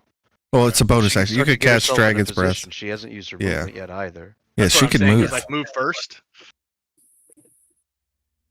But So- if I Well, that- move and then can't, like, Yeah. I can't attack. Doesn't So if I matter. move closer, then the thugs who are like better at melee will attack me. And the next turn. This I is can true. move, right? That's true, and she has very little health.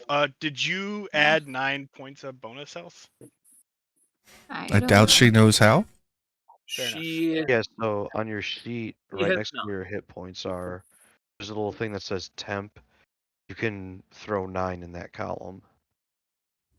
And we can explain how those work when somebody takes some damage. Okay. Do you have? Yep, The- they're the there. I option see there, them now. okay. I see them on her page. Okay. She's got them. All right. Well, if you're not going to move, that's going to end your turn, and it will be Ashik's turn. Do I cast Alright. Dragon's Breath now? So go ahead and mark it.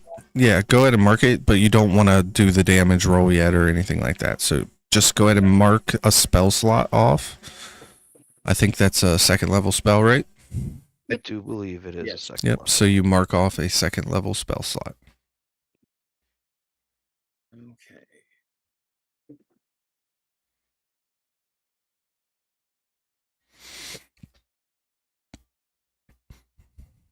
All right.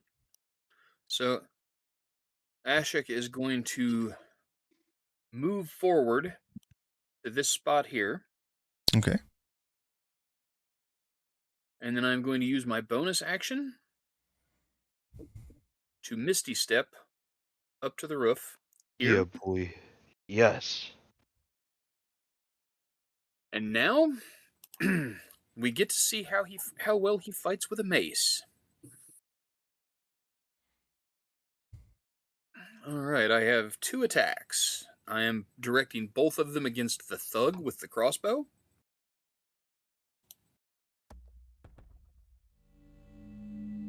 That's only an 11. Makes it, breaks it. 11 hits. All right. That is going to be 5 damage. Okay. Wow. Minimum. You gonna smite? Second attack? No. Not against Okay. this guy. Maybe against his boss in a minute, but not him. Hell yeah. 20 hits. So, second attack does close to maximum damage. So, total of 14 damage inflicted. Okay.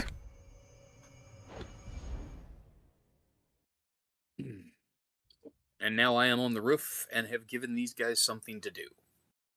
Hopefully Heck, that means yeah. they'll pay attention to me, not Bumblebee. All right, Illyrian. Okay. You said the ceiling's 15 foot high? Yeah. Oh, I- brother, there's a fight going on. Yes. Yes. But I called guess. you brother just to piss you off. I know. Fall off the roof, Ashok. There's a reason I'm not standing at the edge. Okay. I'm gonna move up here. I'm Okay. pretty sure that's within 30. And you need an acrobatics check to climb those boxes without falling over.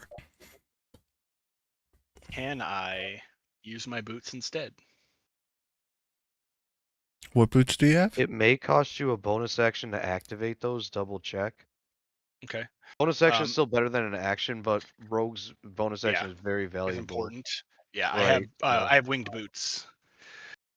While you wear these boots, you have flying speed. You can use these boots to fly up to 4 hours all at once or in shorter intervals, each 1 minute duration. There's nothing about bonus actions or actions. Oh, great. Okay, Then you great, just get to yep. do it. Perfect. Cool.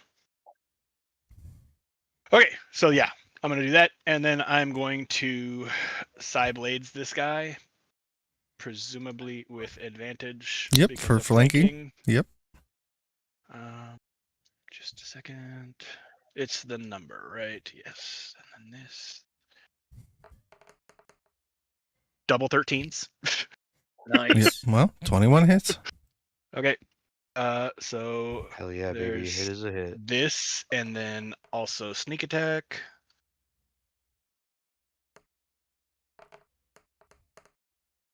$19, damn. And then He is bloodied. use the bonus action psychic blades. That is not what I meant to do. Oh, that one should have been advantage as well, shouldn't it have? Yep, but that hits. Oh, fair enough then. I'm gonna roll damage for it then. Yeah, 7. how do you want to do this, buddy? Honestly, I'm picturing jumping over this guy and just kind of staring at him while he's locking eyes at me, and then he just feels these knives suddenly in his chest. And it's just, I have to imagine he's vastly confused as I sail over him. Yeah, you do that anime flip, legs spread, kind of like the Michael Jordan slam dunk, but upside down as Upside you're down. flipping in the air, and you're staring daggers into him quite literally, and his eyes go wide as he's watching you, and then his jaw goes slack, and blood leaks out of his ear, and he falls face first off the side of the building, hitting the ground right at your feet, Bumblebee, dead. And he's, dead. Yes. I do love that for you. Vin. Vin is gonna throw one hand up on the barrier here, hop over, charge toward Thug B. Yeah. As he's charging, he's going to whip his hand axe. 8 misses, unfortunately. Okay, he misses. He quickly draws his other hand axe and is gonna just make a melee attack with that one. There it is, baby. That's a crit. Yeah. Ignore the double dice. You know my rule. Oh, true that. All right then. If you want to keep Let's- the 5, we can keep the 5. So it'd Perfect. be 9 plus 8 9 is plus another 17. 8, 17. Damn. He is bloodied. That's gonna comprise of action and you know what? Fuck it. We're gonna action surge, Hell yeah. and Vin's gonna hit him a couple more times. Try to, anyways. Mm, Not that time. One more time. There you go. Uh-oh. Yeah. Well, I don't know if the 13 does it or not, but if it does, It 8 does. damage. And how do you want to do it? All right. So Vin, as he runs toward this guy, he throws an axe, kind of like makes a slight grimace that he missed, takes out his other axe, and just hacks once really hard, misses, then hacks again, and you just see the guy slump against the wall. Vin just like yanks out the hand axe and just shouts down over his shoulder. That's gonna be the end of his turn. Yeah, good thing that was pretty brutal. So good thing, the scholar down at the bottom couldn't quite see the arterial spray of blood fountain from this guy's neck. And Crispin, you are up. I'll just lob a couple of Eldritch Blasts at the other thug. Yep. Nice. Ah. No, I think 13 hits. All of those hit. Yeah. And how do you want to do this?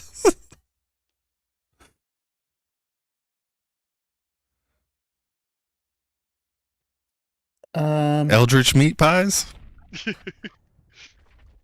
No, I'll fling what looks like a large dough slicer at the thug, cutting him in two. And 2 halves of a thug fall down to the ground in front of you, and you have just watched 3 people be murdered. Bumblebee. How do you feel about this? I feel very sick to my stomach, and I just like turn around and ignore the bloodshed behind me. The thug captain is really questioning his choices, but he also doesn't think he's fast enough to outrun 2 elves, a half elf, a tiefling, and what looks like to be a very dirty, small halfling. So he's gonna charge in at you, Ashik. Old person. Is he? That's so sweet. Yep. He gets to make 3 melee attacks. His first one is a critical success. Oh. Well, bring it on home. How bad does he hurt me? 9 plus... Oh, I rolled a 1 on the damage die. So 13 on the first attack. Second attack.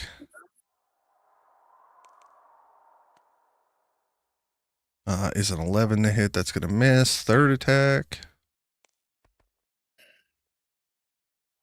12. So only 1 hit you. I mean, it hit you hard, but that's it. All right. Bumblebee. You want to climb up there? Am I tall enough? Yeah, I'm going to let you climb up there with an Oh, acrobatics check. Just roll acrobatics for me. Yeah. As a matter of fact, you make it look easier than Vin did. You kind of like do cartwheels up the boxes and then a little mini backflip onto the roof. But unfortunately, you only get 10 feet of movement from there. So you can use your breath weapon, but you are going to burn Ashik's ass. We did talk about it, but it's not fire, I hope. Fire would be bad here. Let me see. So cold, acid, however you want to do it. You could do fire. You don't have to listen to JD. He is not your boss. It's true.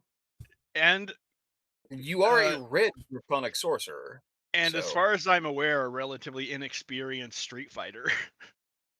Yeah, so I Also- feel like it's only natural I cast fire, Dragon's Breath. Do it. There you have it.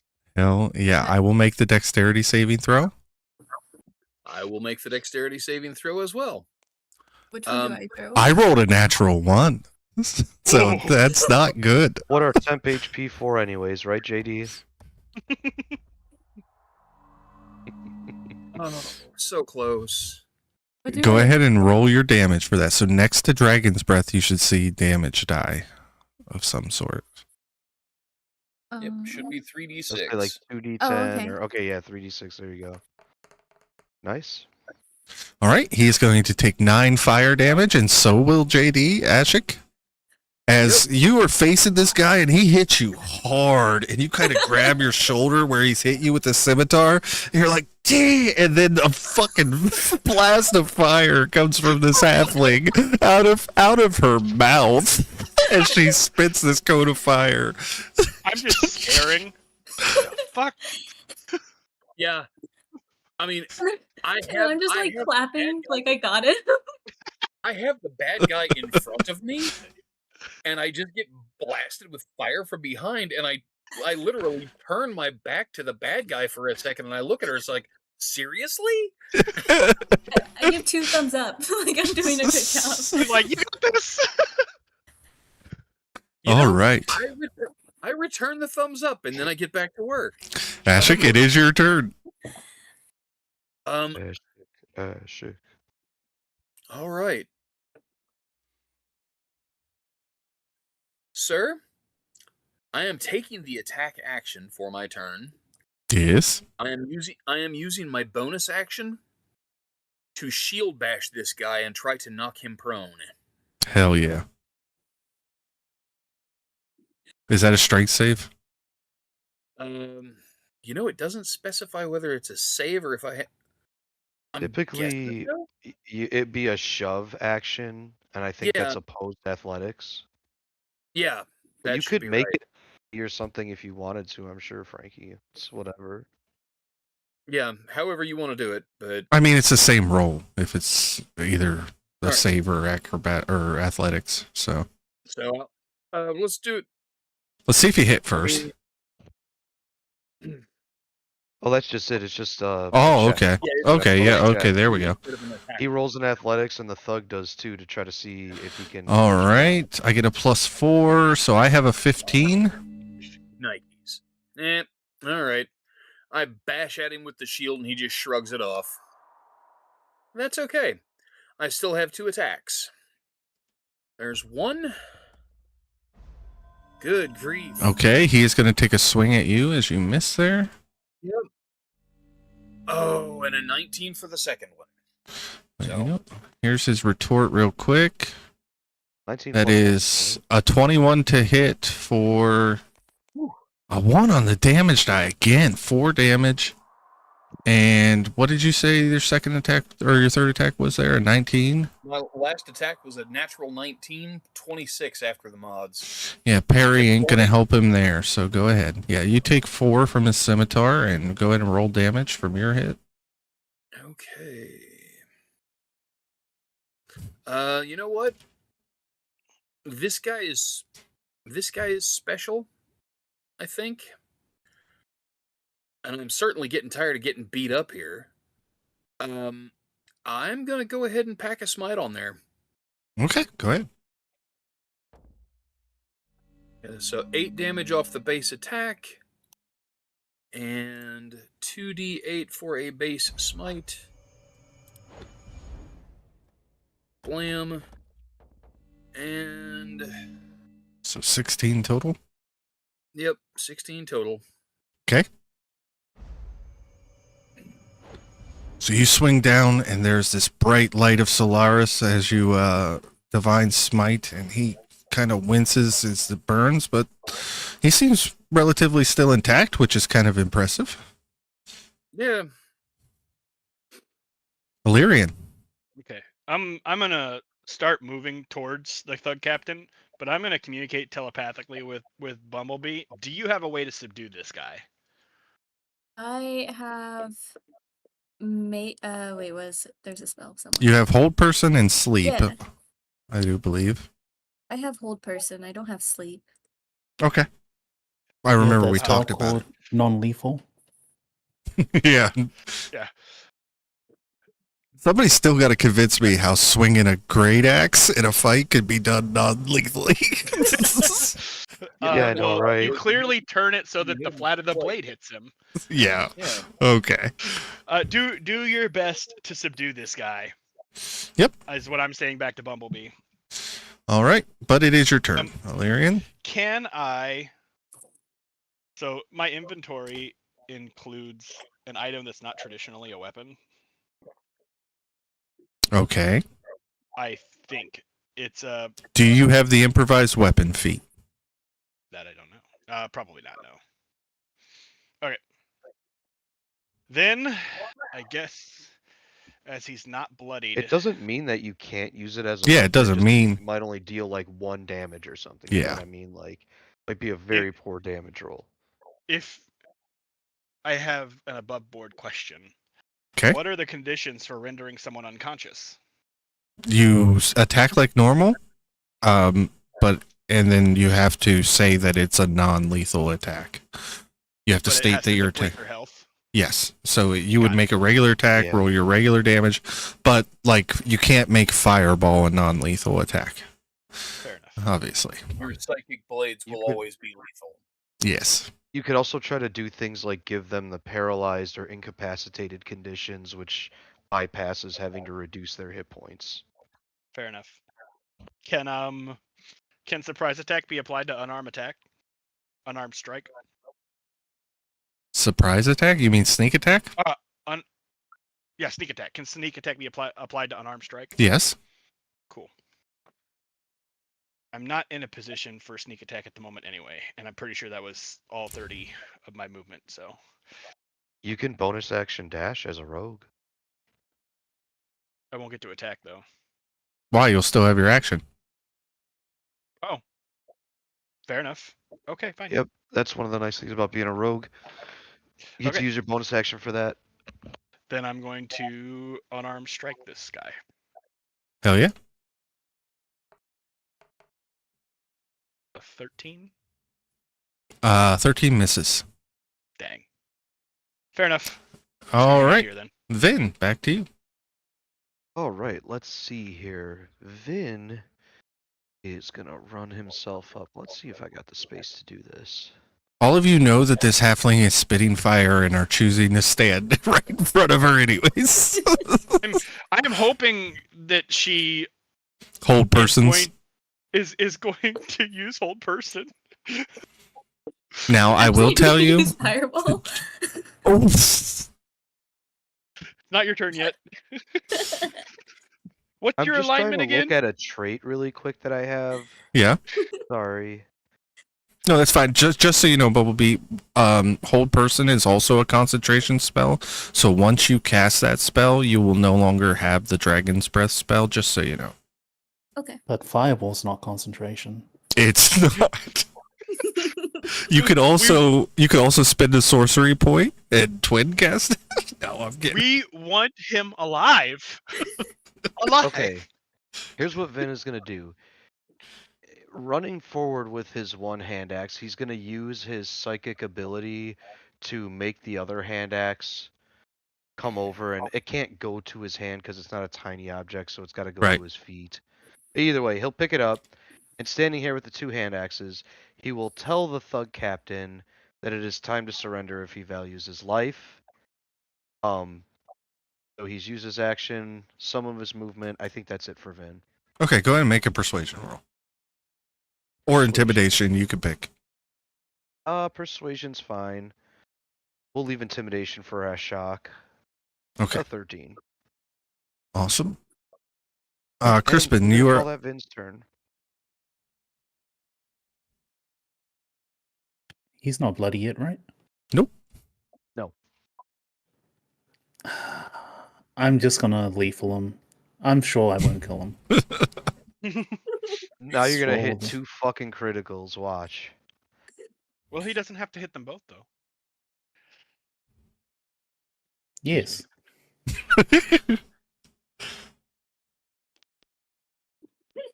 Well, that was Damn close.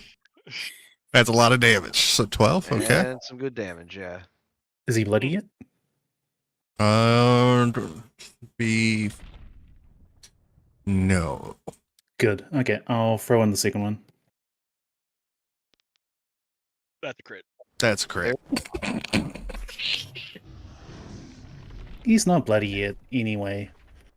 So that's 14 on a D10. Yep. Mm-hmm. I'm sure he's got more than 23. He does, but he is now bloodied. Yeah. Now he's Oh, yeah. bloodied. Apparently, Vin's the negotiator. You guys are the enforcers. All right, Bumblebee. You can cast Hold Person. You can cast whatever spell you want. You don't have to listen to these people. If you want to spit fire, you can. If you want to throw your boomerang again, you can. Any of the spells you see and you want to try out. Is it Bumblebee's turn or the Thug Captain's turn? Oh, it is the Thug Captain's turn. You're right. He Oh, gets to go. got it. I was just so stunned by the amount of Eldritch Blast damage I just took. All right, Illyrian, you're taking the first scimitar swing here. Okay. That's a Apparently you were natural not 20 persuasive. for Silver no, a third. barbs. Okay. I'm- Second roll. 18 still hits you. I'll take the damage. So 5 slashing damage. Second attack at you. 16 misses. The third attack is coming at Ashik. That's a nat 1, so both of you may make melee attacks if you would wish. I wish. Can it be I wish very non-lethal? much. If you declare it Non-lethal. non-lethal. I'm going And non-lethal. I am going to go ahead and give myself the advantage off the silvery barbs. Okay. I think you have to give it to another person. I actually just looked at it. I do not. I can give it Okay. to myself. Okay. Explicitly so. So.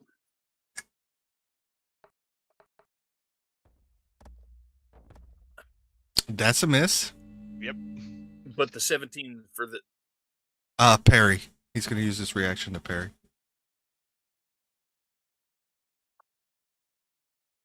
All right.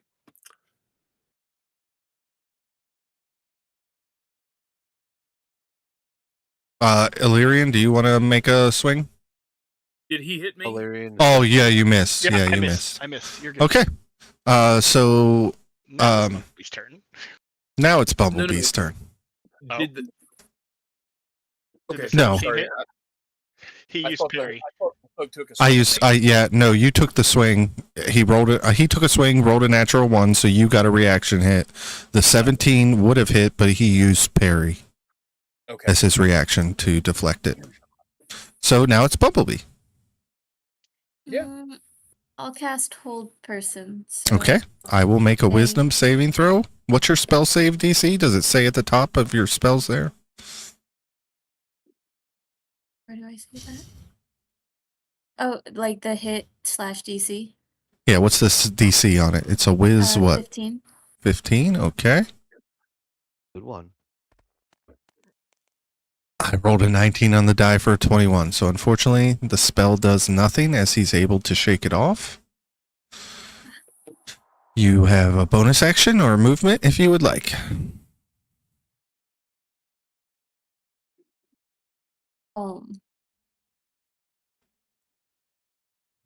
What can I do for bonus? You can One cast your thing Dragon sorcerers Breath can do is you again, can or trade in your. Oh, is the Dragon Breath a bonus action? Holy shit! yeah, or you can, yeah, as Nick was about to tell you, you can trade in one of your sorcery points to get one of your spell slots back. So that second level spell you just casted for Whole Person that didn't work, you can use one of your sorcery points to get that spell slot back. I think it might be a 1-for-1. You might have to use 2 points to get. The Oh spell yeah, slot you're right. back, It's but 2 of them, That's but still yeah. not bad if you want the spell slot back. You can also use those points for meta magic later on. So it's up to you if you want to do that, but that's kind of always on the table for you as long as you have sorcery points and or spells. You can go the other way too. You can turn a spell slot into extra sorcery points if you want to. And in You can also case- just forego all of what I just said and ignore it, and that's also totally fine. Yeah, you could choose to do nothing with your bonus action if you don't have anything that you want to do. I Just What so were you you gonna say? know, under the actions, there's a tab that says bonus action. If you click on that, it'll have the list of everything you can do as a bonus action.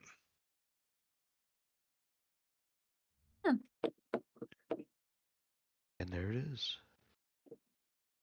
I'll choose to forego my bonus action. Okay. All right. Ashik, you are up. Okay, it's clobbering time. We're gonna try another shield bash. Try to knock the guy down. Oh yeah, such a dominating fight when you can do it. Wow. Same roll. All Can I right, let just me stick do my his foot out? athletics I know, right? here. And I had the same roll too at 11 for a 15. Okay, well, so be it. But we are now flanking, so I do have advantage on the Yep. attack rolls with the mace.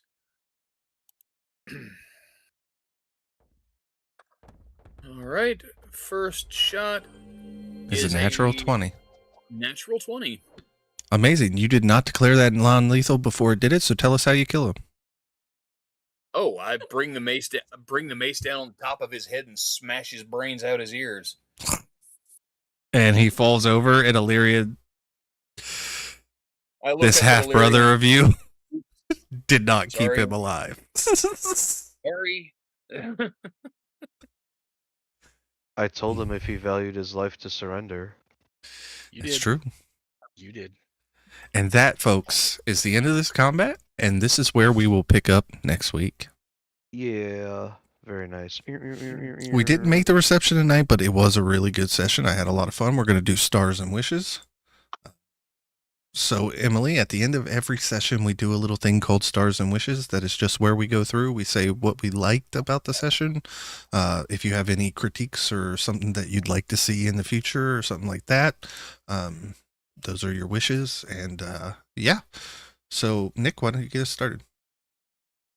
All right, well, I'll go ahead and say stars to Emily for joining in on her first D&D game with us all. So that was really awesome. Thanks for sharing that with us. Did a great job. It was a lot of fun. And stars to everybody else too for some nice tense roleplay moments, some good teamwork in the combat. It was really nice. And hey, even though we didn't take anybody alive, that was a pretty satisfying end of the combat if you ask me. And Yeah, it was.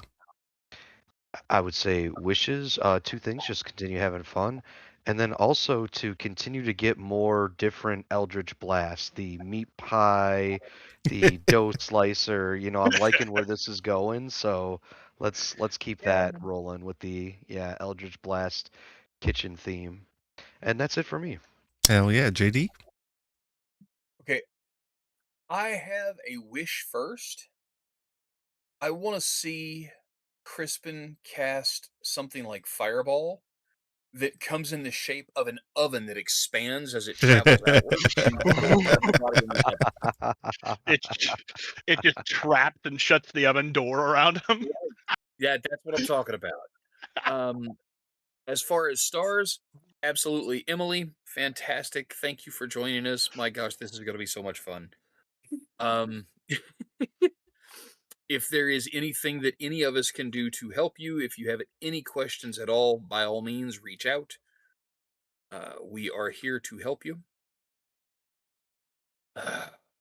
This was a fantastic session. I really enjoyed it. Yeah. I am almost bloodied myself. Yeah. Counting the temporary hit points, I went into this effectively with 58 HP, and I am down at 32 now. Mhm. Yeah, and it looks like you're the only person who took hits. So, I mean, you lucked out there. I took Well, it. I used my silvery barbs to protect my brother-in-law, whether he wanted me to or not. So Yeah, why'd you do that, crit? Not the one that hit you. Like, I'm still in my temporary hit points. Yeah. But yeah, I got you. Billy, why don't you go sacrifice next? for the fam. Yeah. Silvery barbs ain't about me. Fair enough. Yet you gave yourself advantage. Honestly, stars to Emily sticking to her guns on fire. I do find that incredibly amusing, both as myself and as Illyrian. You're just happy she set me on fire. Yes, I am. Honestly, wishes are just to continue with the development and the role playing we've been having. It's been fantastic. And everyone keep having fun. Heck yeah, Bob. Stars. I like JD and Nick with their detective squirreling.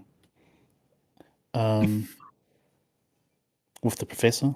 And I guess wishes. I wish we could like get our non-lethal process down properly on paper instead of killing everyone. But yeah, maybe next session. Yeah. One of I these can I see days. it. tried, man. I tried hard. One of these days. Okay, Emily, you got the gist of it? Yeah. Stars to all of you. Thank you for your patience and teaching me how to play D&D. It was really fun tonight. I think my wishes is just like personally for me to just understand this a little bit more, like how to roll the dice, guess, and how the It may hit points sound work. lame, but I mean, if you watch Critical Role Season 2, they do teach you how to play D&D watching Critical Role, so just so you know. And it's actually really entertaining. So, go on YouTube and look up Critical Role Campaign 2. It's really good story, good players, good voice actors, and they're playing D&D. So you can, a lot of people have learned to play D&D by watching Critical Role.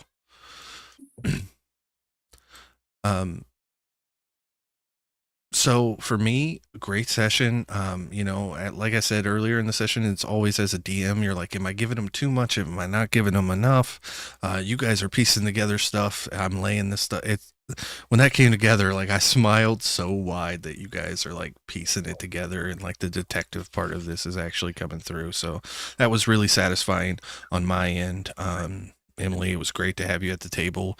I know that one of the hardest things to do is learning how to pretend again as an adult and play pretend, because that's what this is. It takes a while to get comfortable, especially with people you don't know, but you did an excellent job. I'm sure as you get more comfortable with us, you'll open up and more of that will come. So no judgment at all. I think you did a fantastic job. Couldn't have asked for a better first time session from somebody, which is just, I wish we could get through a whole session plan. These are even 4-hour sessions, and we're still not quite getting through my plans. So I'm doing a lot, but that's also a good thing that you guys are enjoying this. But this may end up with a 9th session, guys. I'm just saying. With You know how D&D goes. yeah, exactly. We're getting through like 60% of my plans every time. So, so yeah, this was really great. Thanks to everybody who came out and chat. I hope you guys enjoyed. I hope my sound was better. I don't know. I haven't been able to watch chat, so hopefully I wasn't cutting out as much as last time. I did some messing around with the settings, but I've got no way to monitor that on my side. So hopefully it was better. I'll find out in post. Other than that, everybody have a wonderful night, and we will see you all again next week. I am going to be live on Wednesday as the Wednesday table, the mercenary table, will start their adventure in Mako this Wednesday. So can't wait.